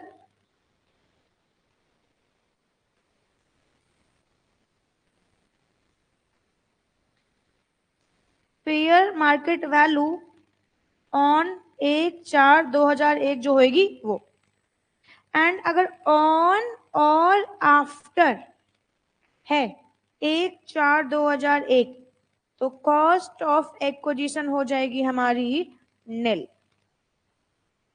आई कहानी समझ में? ठीक है,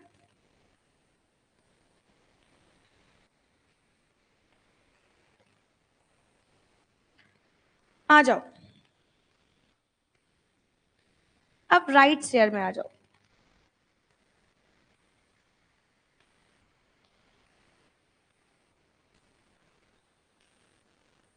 राइट शेयर के केस में कॉस्ट ऑफ एक्विजिशन होगी कॉस्ट इनकर्ड, एंड अगर हमने किए हैं राइट रिनाउंस तो इसके केस में कॉस्ट ऑफ एक्विजिशन हो जाएगी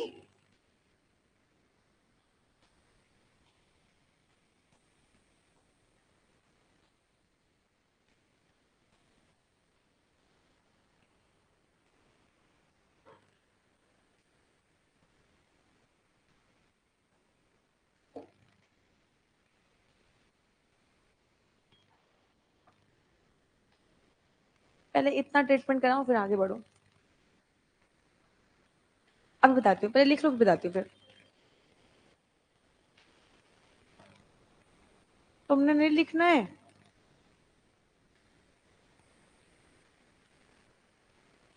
बेटा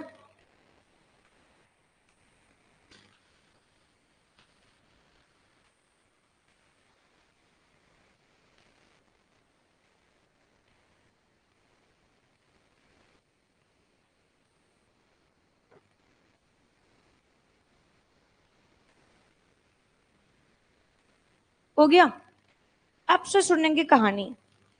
कैसी कहानी मैम? देखो, तो ओरिजिनल शेयर तो नॉर्मल एसेट की तरीके से, बोनस शेयर में थोड़ा सा गेम है। आप लोगों को पता था कि बोनस शेयर के लिए कॉस्ट ऑफ एक्विजिशन नील होती है, बट ऑफकोर्स बोनस शेयर अगर लिया है हमने बिफोर 1/4/2001 तो बोनस शेयर में कॉस्ट ऑफ एक्विजिशन हम ले लेंगे 1/4/2001 वाली, but bonus share acquired on और आफ्टर 1/4/2001 कॉस्ट ऑफ एक्विजिशन हो जाएगी नील। अब राइट शेयर क्या है? कभी कभी ऐसा होता है कि यहाँ पे देखो,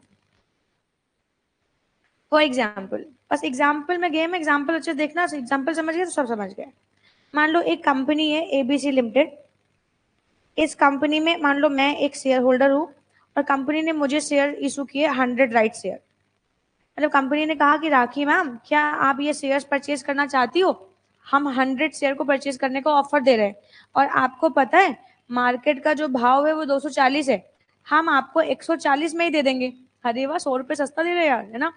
तो मार्केट का भाव 240, ये मुझे दे देंगे 140 में, ठीक है ना यार? बहुत अच्छी बात, बहुत बढ़िया बात है।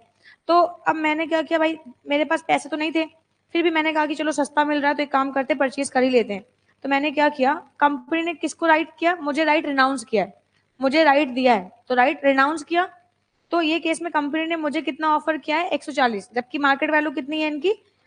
फेयर मार्केट वैल्यू जो है 240 है, बट मुझे अनाउंस कितना किया है? 140। तो मैंने क्या किए, मैंने इन 100 शेयर्स में से मैंने 50 शेयर परचेज कर लिए, और 50 मैंने परचेज किए 140 में। तो मैंने कितनी कॉस्ट खर्च करी? 140। तो मैंने आपसे क्या कहा है, राइट शेयर में देखो, राइट शेयर में देखो कॉस्ट ऑफ एक्विजिशन क्या होगी? राइट शेयर में कॉस्ट ऑफ एक्विजिशन होगी कॉस्ट इनकर्ड। तो मैंने अगर 140 रुपए खर्च किए तो 140 हो जाएगी। मार्केट भाव कितना है? 240। मैंने कितना खर्च किया तो कॉस्ट इनकर्ड कितनी हो जाएगी? 140। तो यानी कि यहाँ पे ये कॉस्ट इनकर्ड की बात कर रहे हैं। बोल भाई, इतनी कहानी समझ में आती है ना? आगे देखो, अब 100 शेयर के राइट दिए थे, 50 शेयर मुझे क्या कर दिए, मैंने परचेज कर लिए। 50 शेयर जो है वो अभी भी बचे हुए हैं। तो मेरे एक दोस्त ने मुझसे कहा कि मैम आप एक काम करो, ये औरत ने कहा कि मैम मुझे ये शेयर्स भेज दो। मैंने कहा ठीक है भेज लो, ले लो, आप परचेज कर लो। तो मैंने क्या कर दिया, मैंने कहा कि लेकिन मुफ्त में थोड़ी नहीं देगी यार, तुमको पता है मैं मुफ्त में कोई काम नहीं करती, बताया था मैंने तुम लोगों को। तो मैंने कहा कि ठीक है, तुम भले ही मेरी कितनी भी प्यारी दोस्त हो, कितनी भी प्यारी स्टूडेंट हो, बट मैं तेरे को ना देखो कंपनी से मैंने 140 में परचेज किया, एक काम करो चलो तुम मुझसे 160 में परचेज कर लो। अब अगर ये भी ये शेयर बेचेंगी तो इनके हाथ में भी तो कॉस्ट ऑफ एक्विजिशन निकालनी है ना। तो इन्होंने इसको परचेज करने के लिए कितने पैसे खर्च किए, 160। अगर इन्होंने 160 परचेज किए, अगर इन्होंने 160 खर्च किए हैं तो राइट रिनाउंस किया, तो रिनाउंस किया तो in the hands of renouncee, in the hands of renouncee. Renouncee कौन हुई, ये कंपनी ने मुझे अनाउंस किया, मैं रिनाउंस, अब कंपनी ने मुझे अनाउंस किया, फिर मैंने परचेज कर लिया। अब मेरे पास अगर राइट टू परचेज आया और फिर मैं इसको कर रही हूँ तो मैं रिनाउंसर हो गई, रिनाउंसी हो गई, ठीक है ना यार। तो रिनाउंसी के हाथ में अगर कैपिटल गेन की बात करें तो क्या हो जाएगी, कॉस्ट इनकर्ड बाई रिनाउंसी। तो रिनाउंसी के लिए कितनी हो गई 160, मेरे लिए कितनी हो गई 140। अच्छा आपको एक बात और बताऊं, मोटा मोटी एक और गेन अराइज हो, यहाँ पे देखो मैंने 50 शेयर के राइट टू रिसीव थे ना मेरे पास, और वो 50 शेयर मैंने क्या कर दिए, बेच दिए इसको ना, राइट ट्रांसफर कर दिया ना। तो इसका मतलब ये है कि 50 शेयर के अधिकार मेरे पास थे, कंपनी ने कहा था मुझसे परचेज कर लो, लेकिन ये 50 शेयर के अधिकार मैंने इनको 160 बेच दिए, ये कितना आ गया 8000, और 50 शेयर मैंने कंपनी से कितने में परचेज किया 140 में, यानी कि आ गया 7000। डिफरेंस अमाउंट 1000 है, ये भी हमारा क्या कहलाएगा, कैपिटल गेन। रास्ता है ना। जब तक प्रैक्टिकल नहीं करेगा, क्वेश्चन नहीं पड़ेगा, तब तक मजा नहीं आएगी है ना। टैक्स में सारा गेम जो है ना वो प्रैक्टिकल का है भाई, प्रैक्टिकल करते रहो मजा आता रहेगा यार। लेकिन प्रैक्टिकल करने से पहले अभी बहुत सारी बातें हैं जो मुझे तुम लोगों को बतानी है। वो बातें कुछ इस प्रकार है,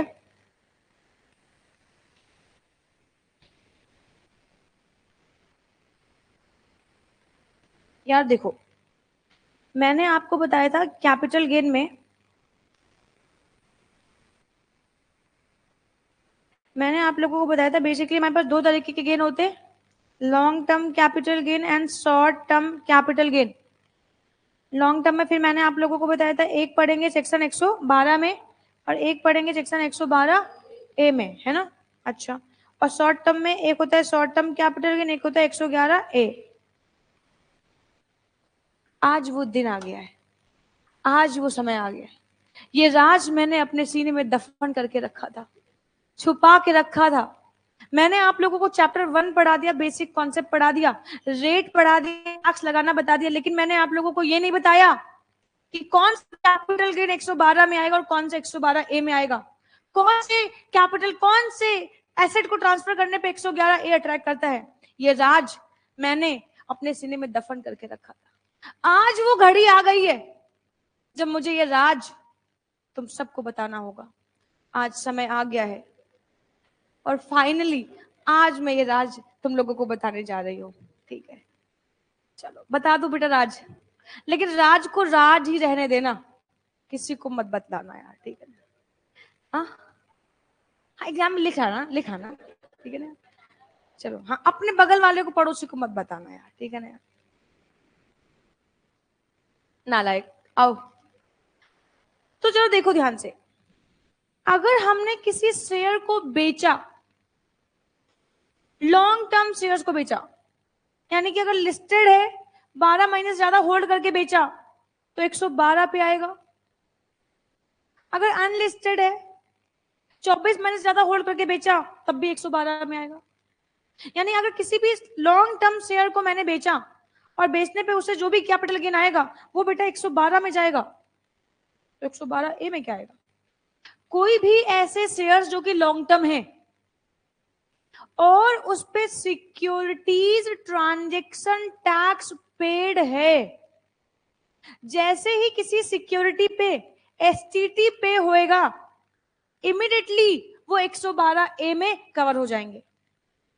यानी कि अगर शेयर्स, अभी तक जिन शेयर्स को मैं ट्रीटमेंट कर रही थी, अगर यही शेयर्स पे एसटीटी पे हो जाए तो 112 ए में आ जाएंगे। यानी कि वो शेयर्स जिसपे एसटीटी पेड है ये 112 ए में आएंगे, और जिन पे एसटीटी नहीं पेड है वो आपके 112 में आएंगे। आई बात समझ में, आई कहानी समझ में। बस इतना है, यही एक राज था जो मैंने बचा के रखा हुआ था तुम लोगों से, कि अगर किसी शेयर पे एसटीटी पे हो जाए तो वो 112A पे अट्रैक्ट कर जाएंगे और यहाँ पे 1 लाख रुपए की आपको एग्जेम्पशन मिल जाएगी और एक्सीडिंग ₹1 लाख पे आपके ऊपर टैक्स लगेगा एट द रेट ऑफ 10%। समझते हैं? और अगर शॉर्ट टर्म शेयर्स है, शॉर्ट टर्म शेयर्स है, तो शॉर्ट टर्म शेयर्स पे अगर एसटीटी पेड है, एसटीटी शॉर्ट टर्म शेयर्स, ऐसे मैंने लिखना नहीं चाहिए क्योंकि ऊपर एसटीटी लिखा हुआ है, short term shares STT paid है, तो बेटा ये 111A में आ जाएंगे और फ्लैट 15% की टैक्सेबिलिटी में आ जाएंगे। समझता है इस बात को तुम लोग? और अगर शॉर्ट टर्म शेयर्स है और एसटीटी नहीं पेड है तो ये यहाँ पे आ जाएंगे, ये यहाँ पे आ जाएंगे और इन्हीं पे स्लैब लगेगा। मतलब मैम शेयर्स वही है, बट अगर एसटीटी पेड हो जाएगा तो ये 111A में आ जाएगा शॉर्ट टर्म है, और एसटीटी अगर नॉट पेड तो शॉर्ट टर्म है, और अगर लॉन्ग टर्म है एसटीटी पेड तो 112A में आ जाएगा, और एसटीटी नॉट पेड तो सिर्फ लॉन्ग टर्म का पार्ट बनेगा, 112 का पार्ट बनेगा। आई कहानी समझ में? बस यही जो था, यही चीज मैंने आपसे छुपा के रखा था। मैंने कहा था वक्त आएगा तो बता दूंगी तुम्हें कि कौन है ये। समझता है? चला अब आओ। मैम, हाँ मैम, क्या इनको ट्रीटमेंट अलग होएगा? हाँ, अभी तक मैंने सिर्फ तुम्हें इसका ट्रीटमेंट बता रखा है, समझ रहे हो? अभी मैंने आप लोगों को ये ट्रीटमेंट नहीं बता रखे, ये ट्रीटमेंट मैं बताएगी, लेकिन ये पहले कुछ क्वेश्चन करने के बाद बताएगी, ठीक है ना यार? मुझे लग नहीं रहा कि आज इसको हम कर पाएंगे।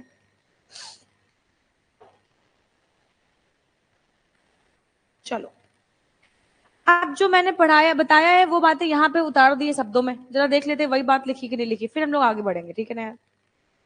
इन केस ऑफ ओरिजिनल शेयर, देखो चार्ट बना आप लोगों को, चार्ट देखते जाना। इन case of original share, cost of acquisition shall be the amount for which the asset was purchased, but if it was purchased before 1/4/2001, cost of acquisition shall be the amount for which it was purchased or its market value on 1/4/2001 whichever is higher। ये लिख रखा है। Original cost में अगर share purchase before 1/4/2001 तो cost of acquisition हो जाएगी cost incurred और value fair market value on 1/4/2001 whichever is higher। और फिर उसके बाद लिख रखा है इफ शेयर एक्वायर्ड ऑन और आफ्टर 1/4/2001 तो कॉस्ट ऑफ एक्विजिशन होगी कॉस्ट इनकर्ड। पक्का पक्का? खत्म ये कहानी। In case of bonus share, अगली लाइन पे आ जाओ बोनस शेयर पे। In case of bonus share, cost of acquisition shall be nil, but bonus share are issued before 1/4/2001, cost of acquisition shall be the market value as on 1/4/2001। ये लिखवा रखा है। If bonus share is purchase before 1/4/2001 then cost of acquisition fair market value as on 1/4/2001, and अगर bonus share acquired on और after 1/4/2001 cost of acquisition. समझ में आ गया? In case of right share, आ जाओ अगले चार्ट पे, अगले टॉपिक पे, right share. Cost of acquisition shall be the amount for which such shares have been purchase. तो मैंने कहा था मेरे लिए, मैंने कंपनी से परचेज किया 140 में ना, तो मेरे लिए कितना हो गया 140। If right to purchase right shares has been renounced and amount receive shall be considered to be short term capital gain. Renounce का मतलब 20 रुपए में मैंने रिनाउंस किया ना, तो जो 20 रुपए इंटू 150 शेयर वो 1000 आया था ना, वो short term capital gain. Cost of acquisition for the right renouncee shall be the amount paid to the person renouncing the right। तो renouncee के हाथ में क्या हो जाएगा? कॉस्ट इनकर्ड, ठीक है ना? तो उसने 160 इनकर्ड करी तो उसके लिए 160, मैंने 140 इनकर्ड करी तो मेरे लिए 140। Long term capital gain shall be taxable at the rate of 20%, but short term capital gain shall be taxable at the normal rate। In short term, अब यहाँ पे देखो, in short term equity shares or units where STT has been paid, capital gain shall be computed in the similar manner, but as per section 11A such capital gain shall be taxed 15%। ठीक है ना यार? तो बता रखा मैंने अभी आप लोगों को, अगर शॉर्ट टर्म शेयर्स है और एसटीटी पेड है तो फिर इनको कहाँ लेके जाएंगे? 111A में लेके जाएंगे, 111A में लेके जाएंगे और 15% फ्लैट टैक्स लगेगा। इतनी गाड़ी समझ में आती है? चलो मैम, ये क्वेश्चन मुझे करने देना, मतलब फिगर तुम लोग कैलकुलेशन करके बताना मुझे, ये क्वेश्चन मैं कराएगी, अगला क्वेश्चन मैं तुम्हें देगी। मेरे पास 3-4 ऐसे सिमिलर क्वेश्चन है जिससे तुम लोग प्रैक्टिस करेगा, ठीक है ना यार? ये क्वेश्चन मैं करेगी, बस मुझे फिगर बताना और देखते जाओ मैं क्या कर रही है और कैसे कर रही है, ठीक है ना यार? देखो पहले तो बताओ, छोड़ो अच्छा। Mister X purchase 100 equity shares in ABC limited on 1/10/1995। Mister x ने परचेज किए 100 equity share on 1/10/1995 at the rate of 10 पर share, and the company has issued 100 bonus share on 1/10/1998। मैं आपको बता दूं इस क्वेश्चन में तीनों टॉपिक आ जाएंगे हमारे पास। इसमें हमारे पास ना, अगर मैं शेयर्स की बात करूं, इस क्वेश्चन की बात करूं, तो ये क्वेश्चन में हमारे पास हम ओरिजिनल शेयर का भी ट्रीटमेंट करेगा। मतलब ये क्वेश्चन सफिशिएंट है आपके लिए, ये कॉन्सेप्ट सीखने के लिए। फिर मैं इसमें क्या करेगा, बोनस का भी ट्रीटमेंट करेगा। बट आपको पता है ये क्वेश्चन में जो बोनस है ना, इसमें दो बोनस है। एक बोनस है हमारे पास 1/4/2001 के पहले का, बस देखते जाओ एक बार जरा, यहाँ पे बिफोर 1/4/2001 का है, और ये एक है 1/4/2001 के बाद का, आफ्टर 1/4/2001। और इसमें राइट शेयर भी है। और बेटा राइट शेयर में राइट रिनाउंस भी है।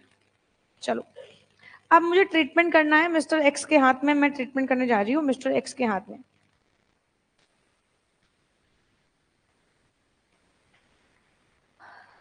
अब देखेंगे क्वेश्चन। मिस्टर एक्स के पास 100 इक्विटी शेयर है। तो मिस्टर एक्स के पास यहाँ पे 100 इक्विटी शेयर्स थे, ठीक है ना।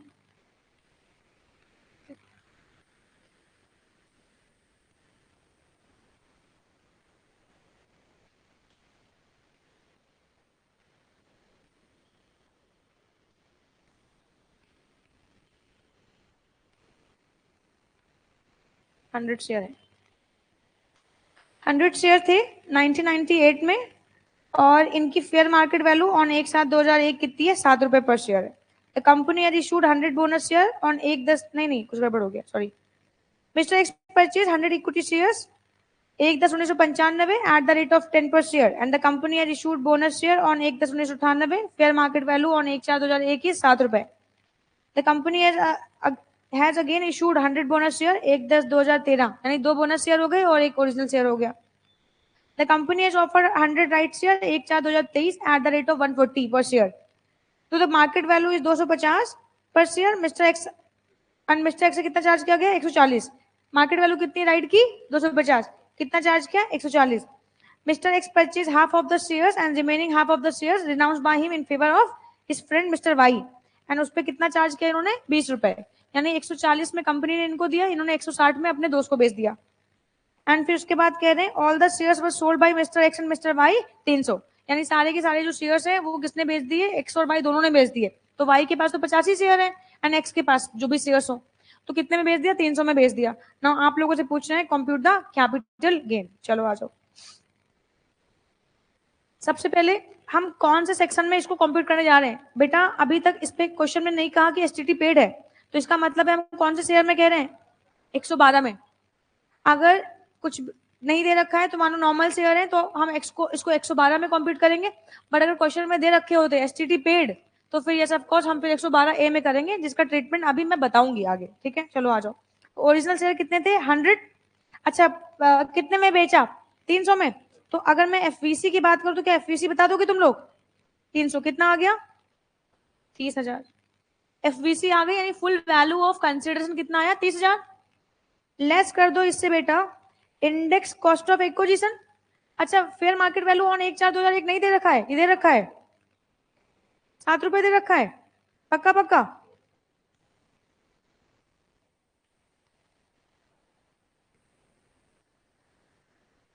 बेटा ये तो बोनस शेयर के लिए दे रखा है, ये तो बोनस शेयर के रिस्पेक्ट में दे रखा है। यहाँ पे देखो इन्होंने दे रखा है 1995 में परचेज किया है, और कॉस्ट इनकर्ड 10 रुपए। जब कुछ नहीं दे रखा है तो इसका मतलब फिर मैं वही लूंगी, क्योंकि 7 रुपए तो बोनस की है ना। हाँ बेटा, नहीं जरूरी नहीं बेटा। अब ये बोनस शेयर कौन से वाले हैं, समझ रहे हो, तो उसके हिसाब से ना प्राइस अलग अलग डिफर करेंगे यार, है ना। तो इसका मतलब है कि यहाँ पे कॉस्ट ऑफ एक्विजिशन हमने 100 रुपए का शेयर, 100 शेयर परचेज किए थे at the rate of 10 into 348 divided by 100, कितना आएगा, 3480। कितना आया बेटा ये,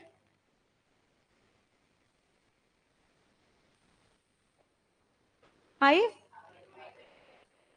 ये लॉन्ग टर्म कैपिटल गेन 112 20% की रेट से टैक्सेबल होएगा। कोई डाउट इसमें? नाम मूव करते हैं बोनस पे। बोनस कितने है? बोनस 100 इंटू किसकी रेट से? 300 की रेट से बिके। कितना है यार ये? 30,000। चलो लेस कर दो। क्या इसमें कॉस्ट ऑफ एक्विजिशन लेस होएगी? Index cost of acquisition. ये बोनस शेयर 1/4/2001 के पहले के है ना, तो लेस करेंगे। बताओ कितना आएगा?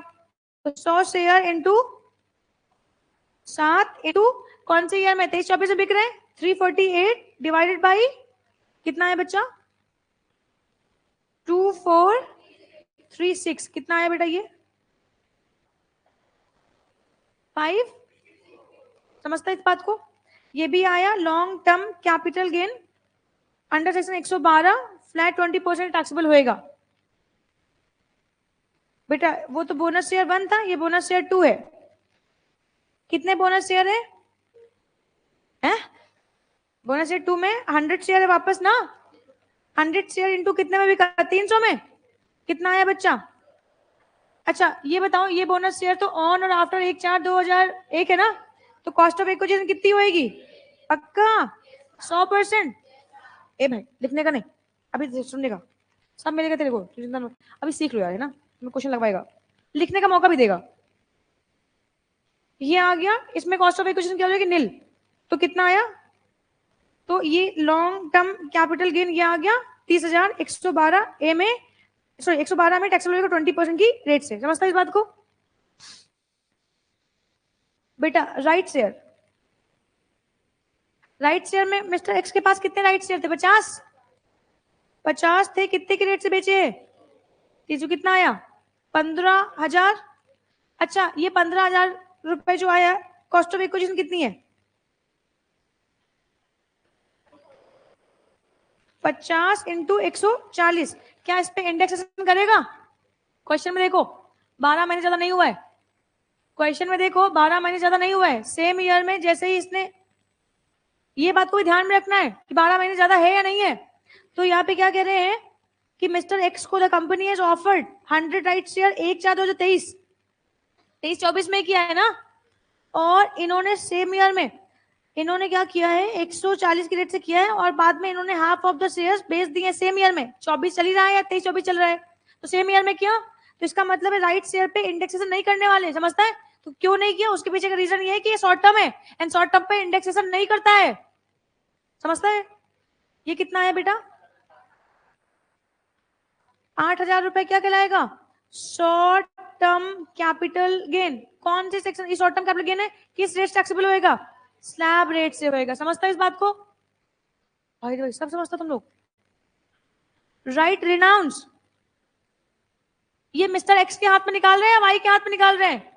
एक्स के हाथ में। अरे यार एक्स ने भी तो रिनाउंस भी तो किया है, relinquishment. Right renounce, right renounce में कितना हुआ है? इनको 50 शेयर का राइट दिया है। मैं 20 रुपए का मुनाफा है ना, डायरेक्ट कर दो क्या? नहीं डायरेक्ट मत करो। 50 गुणे 160 कितना आया? और 50 इंटू 140 कितना आया? डिफरेंस कितना आया? Short term capital gain again slab से टैक्सेबल होएगा। बोल भाई कहानी समझ में आती क्या? भाई सबको समझ में आ गया? ये सारा ट्रीटमेंट किसके हाथ में किया मैंने? मिस्टर एक्स के हाथ में किया। नाम ऑफ करते मिस्टर वाई के हाथ में। मिस्टर वाई, मिस्टर वाई के पास कितने शेयर है? 50 शेयर। कितने की रेट से बिके? कितना आ गया? लेस कर दो इससे index cost of acquisition. Index करेगा क्या? नहीं करेगा। 50 इंटू 160 कितना आया? Short term capital gain in the hands of mister Y. आई कहानी समझ में? कोई डाउट हो तो बताओ मुझे इसमें। क्या कर दूं? अब धीरे धीरे देखो, चलो इतना देखो पहले, इतने में कोई डाउट हो जिसको नोट करना है वो नोट करें।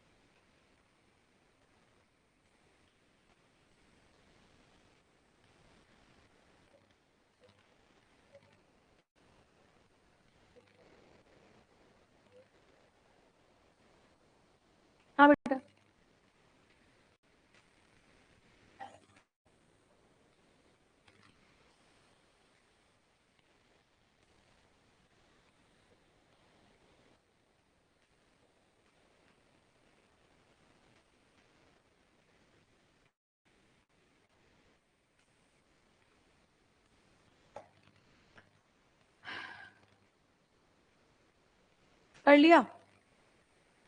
No ma'am. मैम अब हमें भी एक क्वेश्चन दो करने के लिए।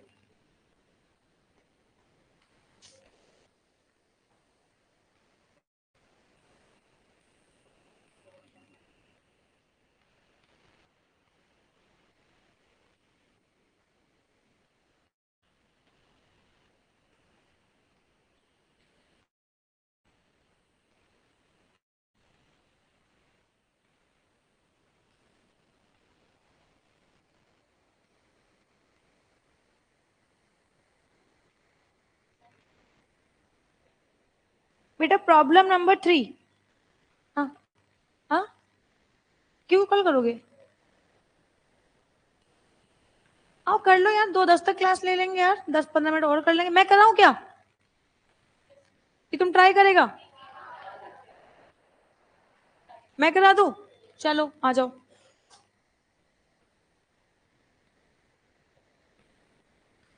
चलो, Mr. X purchased 100 equity shares in ABC Limited. Same to same question है, सिर्फ figures change है बस। Mr. X purchased 100 equity shares in ABC Limited on 1/10/1996 at the rate of 10 per share. The company had issued 100 bonus share 1/10/2000 यानी कि 1/4/2001 के पहले के bonus share and fair market value 8 rupees. Company has again issued 100 bonus share on 1/10/2006. The company has further offered 100 rights share on 1/5/2023 at the rate of 150. Mr. X purchased half of the shares and the balance half of the shares renounced in the favor of Mr. Y, charging rupees 5 per share. And Mr. X and Mr. Y both have transferred all the shares on 1/4/2024 200 rupees की rate से and securities transaction tax has been paid. Securities transaction tax has been paid and the fair market value okay. लेकिन मैंने अभी आपको STT paid का concept तो कराया ही नहीं है, तो अभी आप इस पे कर लो STT नॉट पेड, ठीक है ना यार? STT नॉट पेड से कर लो इसको, और फिर STT पेड का जो कॉन्सेप्ट है वो अभी अगली क्लास में पढ़ाऊंगी ना, तो फिर उसके बेसिस पे कराऊंगी, तो इसको फिर से करवा दूंगी, ठीक है ना यार? वो भी बहुत आसान है, बट ऑफकोर्स ट्रीटमेंट उसमें डिफर करेगा। बुक है सबके पास ना? चलो, सबके पास ये प्रॉब्लम भी है। तो अब हम लोग क्वेश्चन करने जा रहे हैं। अब इसमें तो आप लोग समझ चुके होंगे अभी तक। करूं ओरिजिनल शेयर? चलो बेटा, कितने ओरिजिनल शेयर है? 100 शेयर। 100 शेयर है, कितने की रेट से बेचे? 200। मैं इसको ऐसे लिखूं, FVC, 1 मिनट। FVC कितनी है? 100 इंटू 200, कितना आया बच्चा? 20,000 आया। लेस कर दो बेटा इंडेक्स कॉस्ट ऑफ एक्विजिशन, कितने में परचेज किया था इन शेयर्स को? 10 रुपए में। तो 10 इंटू 100 इंटू 348 डिवाइडेड बाई 100, कितना आया? 34। ये लेस करो, कितना आया? 520। लॉन्ग टर्म कैपिटल गेन, देखो फटाफट हो रहा है। आ जाओ। अब बोनस शेयर है, बोनस शेयर बिफोर 1/4/2001। बेटा कितने बोनस है? 100। कितने के रेट से बेचे? 200। कितनी वैल्यू आई? 20,000। जरा फेयर मार्केट वैल्यू बताओ कितनी है? 100 इंटू 8 इंटू 348 डिवाइडेड बाई 100। ये मैंने 8 कहां से किया पता है ना आप लोगों को? 8 रुपए क्वेश्चन में लिखा हुआ है कि फेयर मार्केट वैल्यू है। चलो कितना आएगा? 2784। कितना आएगा बेटा ये? हाँ, 17,000। अच्छा, गुस्सा बिल्कुल नहीं होना बेटा, मैम के ऊपर गुस्सा नहीं होते, गंदी बात होती है। बोनस शेयर दूसरे वाले 1/4/2000। अच्छा, 100 इंटू 200 कितना आया? लेस करो, कॉस्ट ऑफ एक्विजिशन कितनी आएगी? नील आएगी ना? हाँ, ये नील आएगी क्योंकि ये 1/4/2001 के बाद वाले हैं। कितना आया ये? कौन सा गेन, लॉन्ग टर्म है शॉर्ट टर्म? लॉन्ग टर्म है ये। 2006 में परचेज किया, 24 में बेच रहा है, 23-24 में, समझता है? गुस्सा नहीं हो रहा, प्यार से बोल रहा है यार ये ना। Right right right right. कितने के परचेज किए? 50 शेयर। कितने में? 200 में बेचे, कितना आया? है ना बेटा? 10। और लेस कर दो index cost of acquisition. No, 2023 में ही ऑफर किए है ना,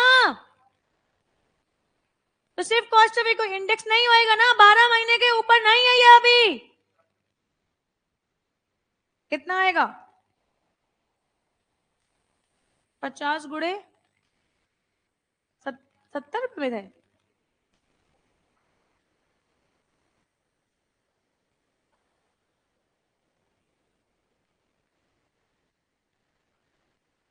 $2500 क्या है? स्लैब फ्लेक्सिबल होएगा, राइट, रिनाउंस। कितना? 50, कितने की रेट से? 5 रुपए का तो सीधे सीधे कर देते ना। कितना आया? मुनाफा तो मुनाफा होता है, भले ही 250 का ही हो, है ना जी। आ गया short term capital gain in the hands of Mr X. Y के केस में मैं देख रही हूं कि कोई मुझे बताए कितना, कितने में परचेज किया था, कितना आया ये? 7, कितना आया ये? Short term capital in the hands of Y. Simple, कुछ था इसमें? कुछ नहीं। तुम भी यू नहीं रही है, तुम भी यू कर सकता है, यू समझता है बात को। आसान था, कुछ दिक्कत नहीं थी यार जब। और इससे भी आसान है 112A। और ये इंपॉर्टेंट नहीं है, ये इंपॉर्टेंट नहीं है, अगली क्लास में जो पढ़ाएगी वो इंपॉर्टेंट है। मैम इसी चक्कर में हम क्लास का एब्सेंट नहीं मार रहा है यार, तुम कहता है अगली क्लास में आना, अगली क्लास में आना। भाई अगली क्लास वाला वेरी इंपॉर्टेंट। हमें यकीन नहीं, अरे कैसी बातें करो, यकीन नहीं, आज दिखा दो तुम्हें यकीन नहीं तो तुम मतलब शक करेगा यार, गलत बात करेगा। नहीं नहीं नहीं नहीं नहीं, जा देखो, जा देखो, चाहे एग्जाम के क्वेश्चन है। अब ये एग्जाम के क्वेश्चन में देख लो यार, ये शेयर्स पे पूछ रखा है और ये 112 पूछ रखा है। देखो नवंबर 2022 112, मई 2022 ये एक मोटर कार का ट्रीटमेंट पूछ रखा है, और ये देखो ये यहाँ पे नहीं पूछा है 112, 112, 112 नहीं है, 112। ये देखिए स्टेडी पेट,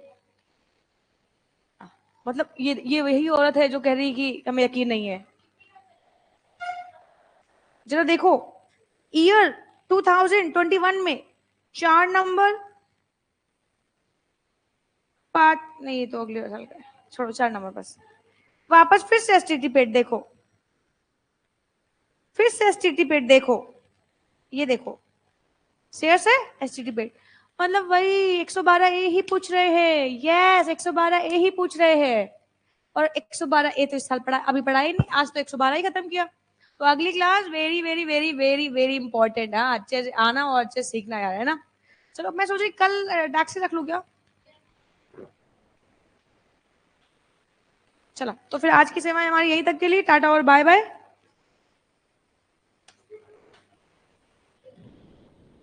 तुम क्यों बेटा इतने हंस रहे हो बेटा?